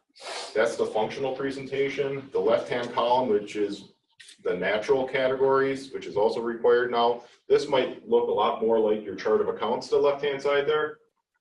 And there's just major categories. This is just a template. You know, if you want to truncate that a little bit more, just let your auditor know what you want to see there. And they can make that work for you guys. Third part of the financial statements are the notes to the financial statements, also referred to as the footnotes. They provide additional information pertaining to the school's operations and financial position and are considered an integral part of the financial statements. They're also required for full disclosure. If you guys really want to get bored and fall asleep one night, ask your auditor for the disclosure checklist. It's about, what, 80 pages, give or take. Awful. That's what our standards say needs to be disclosed. Not all schools have everything, but that's how long the document is. But remember, we're here to help you and put what you need in there. Generally speaking, first part of the footnotes go over the policies of the organization. How do you record accounts receivable? How do you record contributions? What do you guys determine to be cash and equivalents? And then after that, it kind of goes breaking down into your statement of financial position accounts a little bit more. Like your inventory, you got to say what it comprises of, stuff like that. We're just kind of going to go over a few of the changes from previous one for schools that have had an audit done based on the clarity standards. But if you have any questions, feel free to ask them. Well, here's the statement of cash flow. Sorry, this is the last statement. This is just the ins and outs of the cash of the organization for the fiscal period. It pretty much all formulas from the statement of financial position. So it's not a lot you guys got to worry about, except for making sure that cash at the end of the year equals your cash on the statement of financial position. So once again, with the clarity standard, we'll go down to the presentation. Here's the definitions of, where'd they go? Oh, up a little bit. Okay. There we go. Okay. There's two new categories. You might have seen 3 categories there in the past.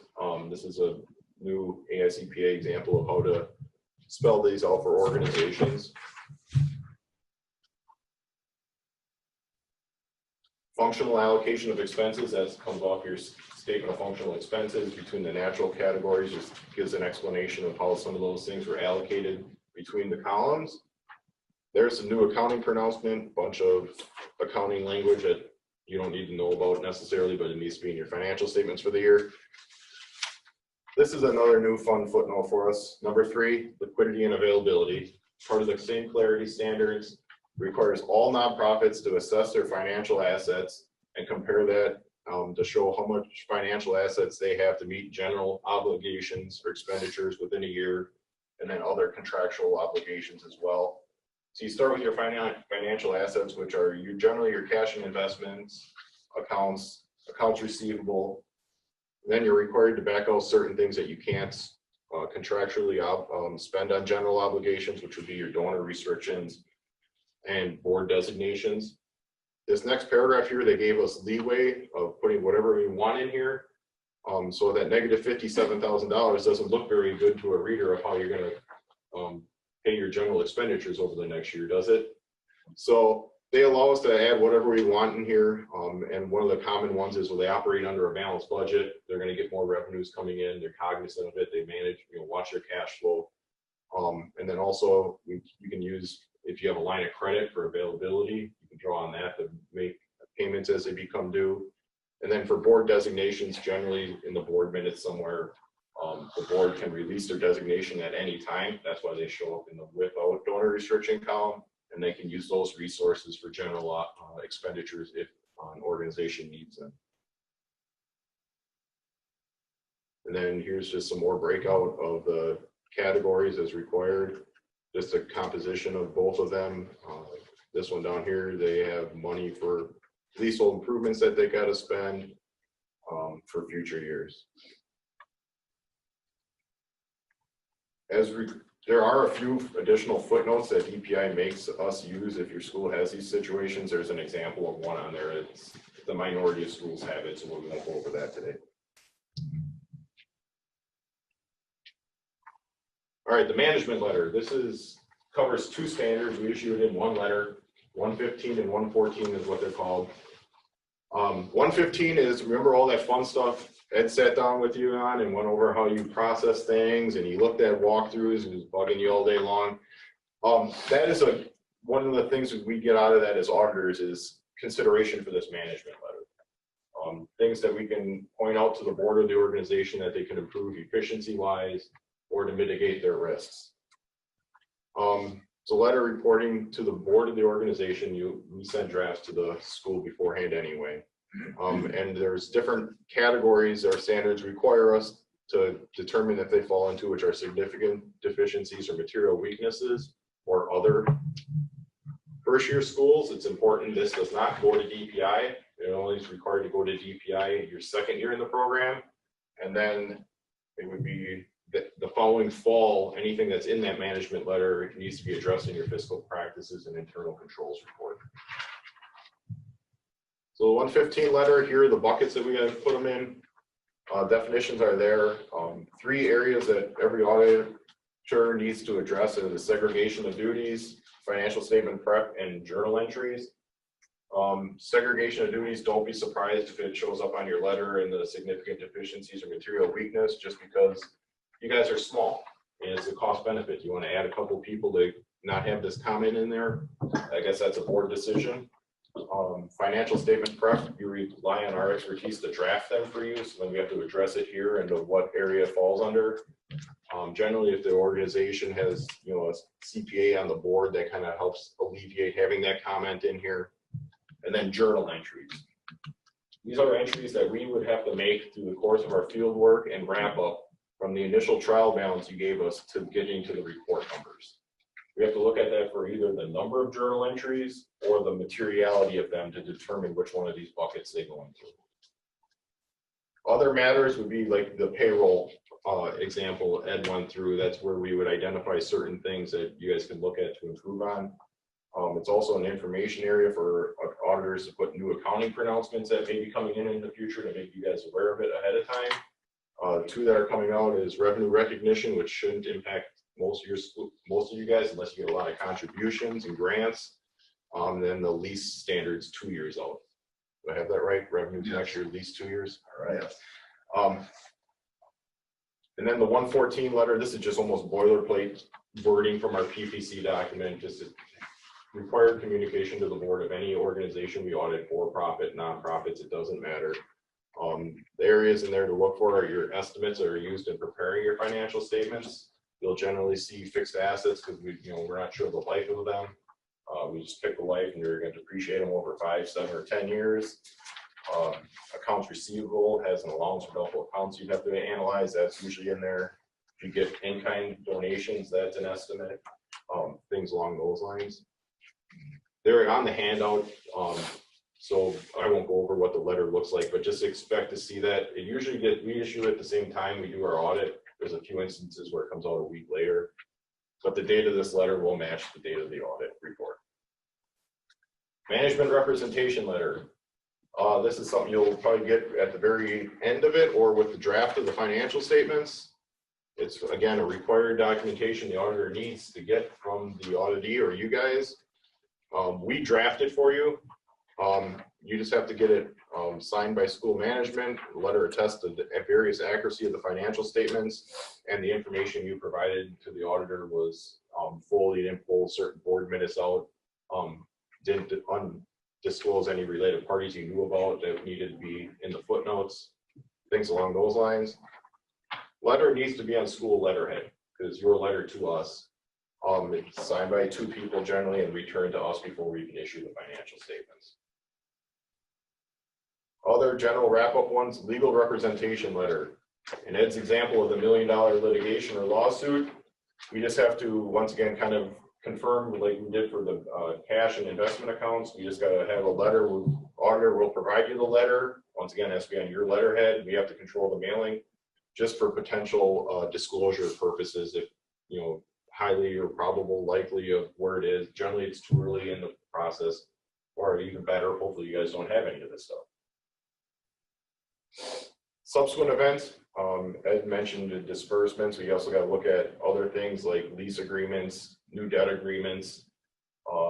If you've, you know, signed a contract to purchase a new building from June 30th till whatever the date of the audit report is, we need to know that and put that in your financial statements. Final analytical review kind of piggybacks the preliminary one. We're required to look at all your statement of activity line items by line item, look for major changes from the prior year. This is an area where if we do some journal entries, we might not have documented in the preliminary analytical review the reason for the change. So this is an area where you might get follow-up questions or inquiry from your staff accountant that was out there after they've left. Adjusting journal entry approval, because DPI doesn't require this, our standards require this. Because they're your financial statements, we have, for our independent standpoint, we have to send you a list of them. And you guys sign off on approving them, that you understand them, and that you'll make them into your accounting records. So then your records will agree to the audited financial statements. Draft approval, once again, we draft the financial statements. I'm assuming you do in most of your cases as well. Once again, to keep our independence, because they're not our financial statements, somebody at the school has to approve it, whether if it's the controller, choice administrator, somebody on the board. But you'll get a full set of financial statements that you just need an email approval on or whatever to make sure we're good to go with releasing them. And then finally, we're here, submission. Final versions of the report are submitted. We do it for our schools we have, but we copy the schools on the email. So then you have an electronic copy for your records. If you guys prefer hard copies, for if you want to hand them out to donors, board members, just let your auditor know when they're out in the field or when you get this email that triggers, well, we want some hard copies. Just reach out to your in-charge accountant or partner, and then you should be able to coordinate and get that turned around relatively quickly for you guys. All right, now part 4, the reserve schedule. This is an important schedule, but it's also kind of hard because this is one of the last things we probably work on getting done, which is in August through early October. And it goes back to June 30th, and there's some things there's nothing we can do about. So if you run into cases where you think you're going to need a certain amount of cash or investment,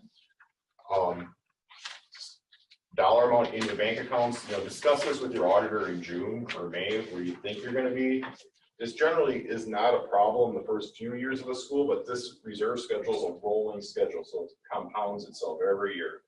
So generally by about year 3 or 4, you might start seeing this come up as a problem. So we decided to break this schedule out into about 3 or 4 or 5 sections. There's a DPI bulletin that's kind of like your instructions on how to complete this reserve schedule, what goes into it. It's standard and required for all audits, or DPI won't accept it. First part here, I'm going to go line by line or just overall. All right. So this first part here is line 1 is your expenditures from your statement of activities. Your total expenses for the fiscal years you start with. Now we're required to subtract some numbers from there. And there's a line item for each one of those. Each one of these pretty much is either in statute of you didn't pay for the goods or services, so DPI won't pay for it. Not really an expenditure based on your eligible education expense policy. That's where the daycare and church fall under. This one is your partnership schools. That's generally a school district might send a K4 program. They might subsidize that for you. We have to show that separately. So we got to reduce our beginning number by those expenditures. Line 12 here, if you're fortunate enough to have historic costs of your building, generally we can allocate certain of that building costs to land. Generally we try to use a property tax bill for a percentage breakout. So this only applies to first year schools. You're allowed to take the expense for land in the first year in the program. So it adds to your bucket. Next section is offsetting revenues. things that reduce our number that we just came up with. These are all from statute from DPI. Government assistance, this is generally your DPI food money if you're in that program, or if you get any other federal or state grants for, CPE for your teachers. Occasionally you might get a grant money for. Fresh fruits and vegetables is another one kind of under the food program if you get, because choice money is kind of like not first use of money per se. If you get money directly from other government entities, you've got to reduce it. Fundraising revenue, if you didn't identify the direct expenses on your revenues, some of the direct expenses of fundraising are down in your expenditures and your statement of activities. You got to back those out. And then insurance proceeds. If you're unfortunate enough to have flooding or someone break in those or fire, and you get insurance proceeds, we got to reduce the expenditures by the amount of proceeds you get. So I have a question. So as the schools are looking at this, I mean, this schedule obviously is compiled by the auditor for the school. The schools can see a copy of it on the DPI website if they are interested, but how much time and effort do school leaders need to do in terms of looking at this in advance, trying to estimate this, being familiar with this? It's pretty tough for them to understand. What's your recommendation? Like I said, for the first couple of years, it probably honestly doesn't matter. It's when you're getting closer to either needing that plan in place, which is a 50% of your choice revenue. If you roughly know what your per pupil cost is, that's a good starting point. Or as always, you can reach out to your auditor if they're out there during preliminary time, or just pick up the phone and call them, and they can walk you through it as well. Excellent, thank you. And one question that we have online is, why do you think it doesn't matter for that first couple of years? Because you can underspend and not owe money back to the DPI. And generally speaking, that number isn't going to be large enough. If you have fixed assets on your books, that's a number that subtracts from the cash and investment required balance. So it's all a matter of management. If the number is $10,000, it's that materiality thing. If we under or overspent, great, so be it. It's when it starts compounding at $10,000 a year, it gets a little higher. You view it that way? Yeah, the only danger is like I say, if you have a positive reserve balance, you just better have an asset to cover that. And not accounts receivable, Yes. not prepaid expenses. It's being not cash or investment or fixed assets. yes. Another question online. This year, a lot of schools received safety grant money. Would that money fall into line 14, government assistance? I believe it does, because if they can schools look up that AIDS register? Pretty sure they can. If you go on your AIDS register on DPI's website, it's going to show up there as a state funding, I'm willing to bet. So then, yes, it does fall into line 14. And then a follow-up question on the reserve. I think this is a huge topic for all the schools. It was, even though it doesn't matter potentially the first few years, what can we do now as a newer school in order to plan for that growing reserve balance? I think everyone's very fearful about that. Well, they're kind of still vague on what even that plan means unless they've changed to their course, they meaning DPI. But generally, I mean, the reserve, the intention of that, correct me if I'm wrong, Carol, was almost for, major building improvements or, curriculum changes that occur every 4 or 5 years, computer labs, things like that. So I would say, I would add to this, I'm not exactly sure the point of view of the question, so feel free to chat a little further on this. There's two issues in my mind with the reserve. So you've got this potential plan once your reserve hits 50% of your revenue that you're receiving on a given year from the government. But more critical to the schools is the June 30 cash balance they have to have on hand. And so if you have a new school coming in that potentially maybe their cost to educate is quite low, they're getting all this money from the voucher, they might have a pretty sizable reserve balance that they need to maintain from the very first year. And so I'm not exactly sure what the point of view of the question is, but it seems like there's really two issues with the reserve. Hopefully, if they didn't spend the money, it's still in their checking account, so they do have the cash and investments. So if they spent it for other purposes, that's when they start running into trouble. Or if they did it and purchased fixed assets, we skipped ahead, this is the bottom of the schedule now.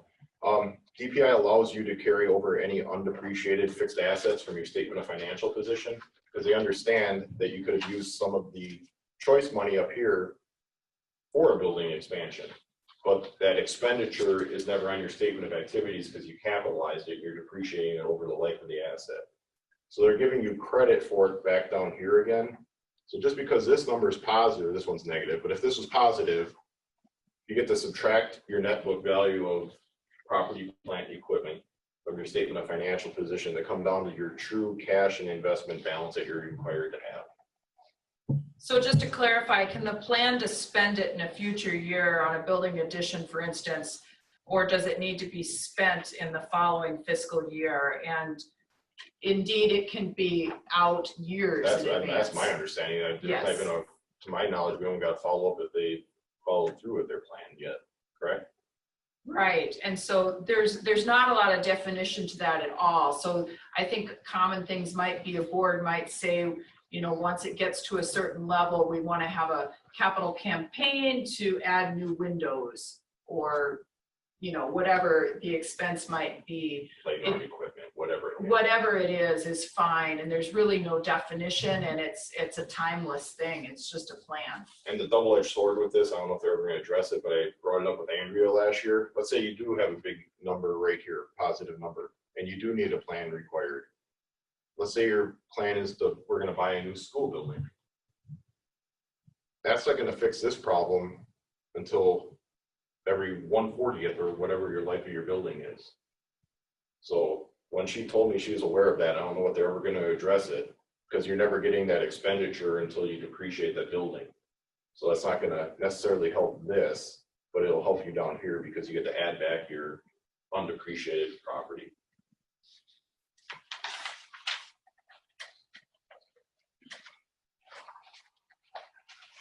So that leaves us with line 19, which is our net eligible education expenses for all pupils. The next little part of the table is just breaking down your PSCP and your all pupil FTE equivalent for both of the count dates. Pretty straightforward. Both of them have been audited and hopefully certified by the time they come out. They come out with a percentage. So you take that 96.46% times that 2.7 million number. And that gives this school that number right there to reduce their revenues and their prior year reserve balances.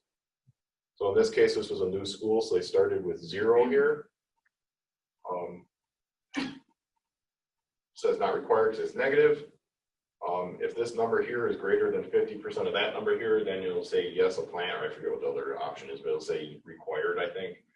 And then that's at that point, the board just needs to approve a plan of how they plan to spend that down. So then coming down to here, if this number is negative, organization is overspent, which I guess could be good because hopefully they got contributions in to support that gap. And then also that means you can underspend in a future year and get that number closer to 0.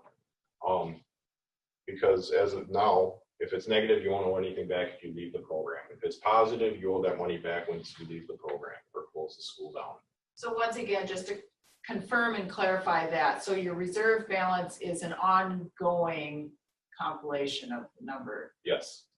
They do offer you the ability to pay your reserve back if you so choose during the year. If it's getting too big, then it would subtract from it on your audit. I haven't run across that yet, have you? Why pay it back if you don't have to is my motto. All of my schools carry it. So when we get down here, and here's the tricky part, your cash and investments. You need to have that money in your accounts as of June 30th, even though this schedule is not done until August or October. So if this number is positive, it comes here. If you have the SNSP program, that schedule just mirrors this one. I mean, it's in your handout. If you want to see how it works, you can see how numbers flip-flop back and forth between the two. And then here's your fixed asset number. It doesn't include land because you already took the land as an expenditure. So if you're trying to tie that number into the statement of financial position, you have to subtract all land. And then it comes down to your number. Unfortunately, if you have a line of credit available and you needed money, and that number is positive and you don't meet it, unfortunately, you gotta hold the entire reserve back. DPI does not give you credit for unused line of credit. So things for planning, or if you think you're getting close to that number, with your cash and investment accounts at the end of the year, draw down on your line of credit on June 30th, and then pay it back on July 2nd or 3rd. So you gotta pay four days of interest, but that's a lot less costly for a school than having to potentially pay the entire reserve back. And it's the entire reserve and not just the difference between the cash you have on hand and the reserve balance. So Jason, I'm just gonna reiterate this because we did have a couple schools run into problems last year on this. So as crazy as that might seem to you with this whole line of credit, you might have a line of credit that's already been approved for $1 million sitting there that you could have drawn on by just a phone call, but you didn't because you weren't aware of the need for it, or you didn't realize you thought that was as good as having it, basically. It's not. DPI does not qualify that as being good enough. Just because you have that available line of credit, you physically have to draw it down. So it's literally the cash is in the bank when the auditor comes to your to do your audit as of June 30th. So that's just this critical point that I want schools to understand, because we had some real problems with that last year. Yeah, and I mean, they fall back on the argument of what do the accounting auditing standards define cash and investment balance. So unfortunately, you can't include accounts receivables in there. Certificate of deposits are fine for that category. So it's not just all of your assets, it's just what GAAP defines as cash and investments. So promises to give are not part of that. If you have that as an option and not a line of credit, you know you're going to come close, maybe you reach out to your donors and ask if they can, prepay a year. If they are supposed to give you $50,000 in 1920, see if they can pay it by the end of the year. There's nothing wrong with that. Your donors are fine with that. All right, that's all I had. Thank you very much, and Ed will wrap it up. So I'm sorry, we're running a little beyond, and I apologize for that. It's probably my fault. So I will take the blame for that. We'll be done in 2 minutes. I just want to give you my top 10 things that you should be thinking about on the audit. And if you have any further questions, please fire them away. We'd be happy to answer them in an email, or we'll answer them real quick right here. But just as a leading thing, and thank you all for being part of this, my top 10 audit tips. Your auditor knows, by the way, if you are joining this program or you are still in it, we know you're not perfect. Don't expect to be perfect. It'll all work out. We're your teammate. It'll be okay. So don't spend hours not sleeping worrying the auditors come in here, because I've heard that happens. We are not evil people. Number 2, get things as early as possible. If you haven't gotten your date set up for your audit, or you haven't gotten PBC lists or anything like that, reach out. Bother them. The sooner you get this stuff, the sooner you can get it back to them and get the thing rolling. Okay, you don't want to get this the week before you got to have the audit, and then, oh my gosh, I got to pile this all up. Now, people who've had engagements year over year, the PBC lists don't change that much, so you can probably rely on that. Number 3, be prepared, okay? Pull items before they get there.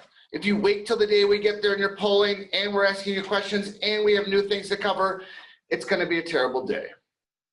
Okay, pull it as soon as you can, get things as early, all the early listings, get us as much as you can early, and then in turn, require us to get it back from us.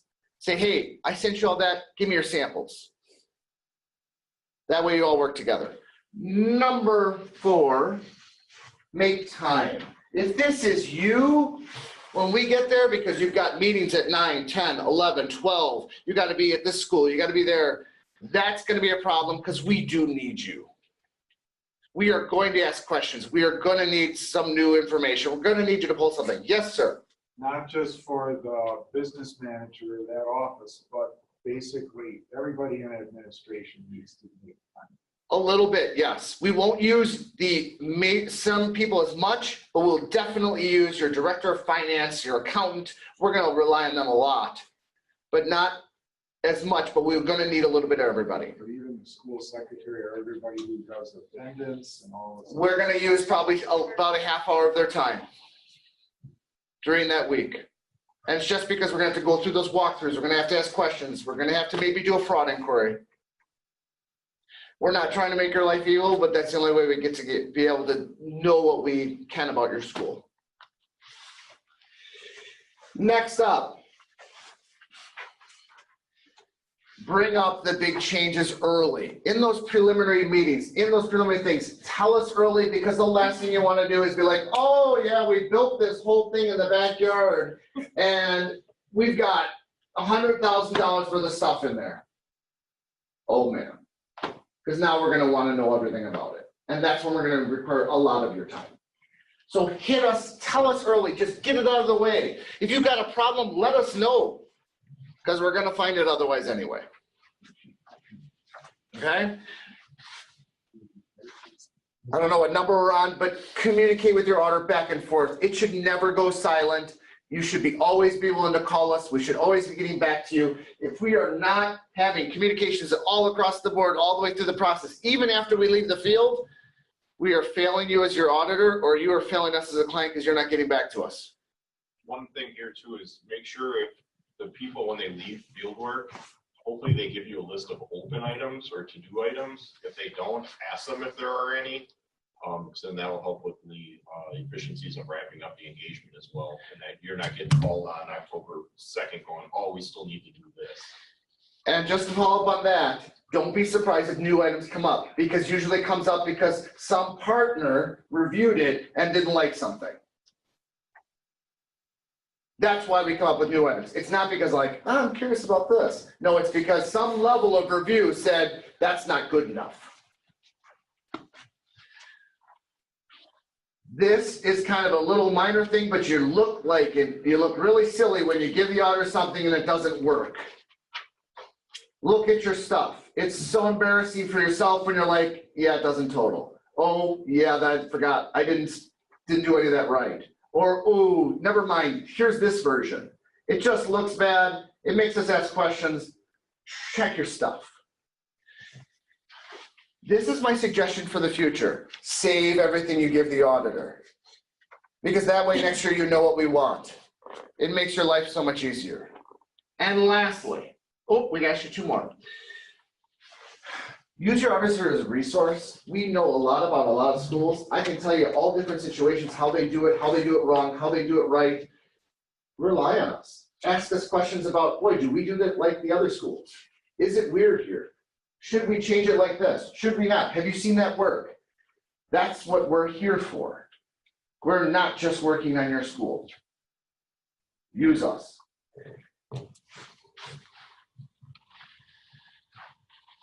Work through things together. If your auditor comes in and says, you're all wrong, you're terrible, da da da da, that's a disaster. It should be a back and forth. Well, why do you do it that way? Should we do it this way?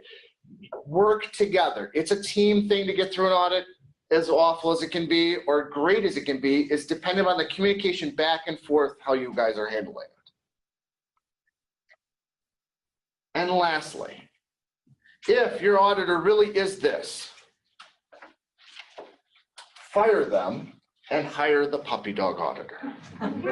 Remember, at the end of the day, they should be working together. This doesn't mean that they're gonna give in on everything, but it means they are communicating back and forth. Like I said, thank you for your time today. If you have any further questions, feel free to reach out to any of us. Our numbers are on here. I'm sorry I didn't put Lori's on here. I didn't know if she wanted your calls. But feel free to fire away at us. Ask us any questions. Yes, sir? If when a church and school's new to choice hasn't been audited, when should they select their auditor? Okay, so here's the thing on this. And this is my personal opinion, so it's just me. If I was going to join the choice program, I would make sure I had a good year of solid stuff. And I followed all the rules and brought in an auditor and said, hey, I'm thinking about joining the choice program. What do I got to make sure it's tight? Because remember, the disaster would be as I joined the program, I had nothing going on accounting right for a whole year. Now I clean it up, and now I got to do that year-over-year comparison. And one of my years is going to look like a disaster. So I would bring them in early and say, hey, Jason, or hey, Ed, I'm thinking about doing this, what am I all gonna have to wanna look into? It just kind of gets me set in the right path, so that way my 18 and my 19 comparison will be solid. Otherwise, you have, as soon as you apply for the thing, there are timings where you should be selecting, and there are lots of us, I don't know how many audit firms do it. I think someone told me the other day, DPI's website has 10 or 12 of them up there. Okay, so there's quite a few of us, and you're gonna wanna chat with all of us, but yeah, I would try to get us in early. Like, if you're thinking about joining in next year, bring us in now, and say, hey, just take a look at things, are we doing it okay? What's the best process to select an auditor? So, so a lot of them do a price thing, where they go out and price and compare, and offer firms to come in and give their pricing. In addition, I'd meet with them. I'd talk to them, I'd look at how many they're doing. I'd look at their experience, how they interact with you. And not only that, I would ask not just this guy how he interacts, but staff too. I'd have them come in. They're gonna make efforts to try to win you over, so have them come in and meet with you. And I like to say, not always just the partner, because to be honest, how often do you think you see the partner in the field? One day. Maybe. So the people in your field are gonna be people like me, and can you relate to me? If you can't, pick a new firm. Ask around to the other schools. What do you like? I mean, she is a different auditor than these people or those. What have your experiences been? That's what I would do if I'm picking an auditor. And like I say, price compare. You don't want to obviously be paying 4 times more than someone else. But also, don't take the lowest one all the time. And make sure all the prices are built in. There are some that will add on and add on and add on and add on. Be careful of that. You want to know all-in cost. That's the audit, the fiscal control, and the enrollment in the fall, and the enrollment on the other side. I want to know what you're going to charge me the whole bucket. Now, if something's disastrous and it's out of, and we screwed up, then I expect to pay more. But otherwise, I want to know what that whole bucket's going to cost me. So that way I can really compare firm to firm to firm to firm to firm. And like I say, sometimes the lowest is what you're paying for is what you're going to get. So be careful. I would probably pick something in the middle with someone who does quite a few of them. Okay, I think I'm gonna cut this off just because we're so past what we told our folks online and for those here in person. Thank you so much for joining. Thank you too for our presenters, for Lori, for Jason, for Ed. They did all the work to put this together, and so it's time that they're just donating to us. We really appreciate that. Having said that, though, these materials, the PowerPoints, all the additional pieces that they referenced will be on our website, scwaction.org. The video of today's training. The video of today's training too, so if you had someone back at your school that you want to see or you want to revisit a certain piece of it, you can sure do that. All of that will be up within the next couple days. scwaction.org, or just give us a call, reach out, and we can direct you to that. So thanks a million for taking your time. And one last question. You will also be getting a survey. Those are super important so we can plan future trainings, what you liked, what you didn't like, what information you'd like to see us present on. So if you have a few minutes, we really appreciate you filling that out as well. And that will get emailed to each of you. So yeah, fill out that survey. These seminars that we're offering like this are a part of the SCW Action Quality Committee, which is a group of school leaders that have come together to suggest topics. And so if you're interested in that too, you maybe want to join that committee. Give me a note and we'll get you involved with that. So that's it. Thanks so much for coming. Thank you. Thank you. Are we plugged off?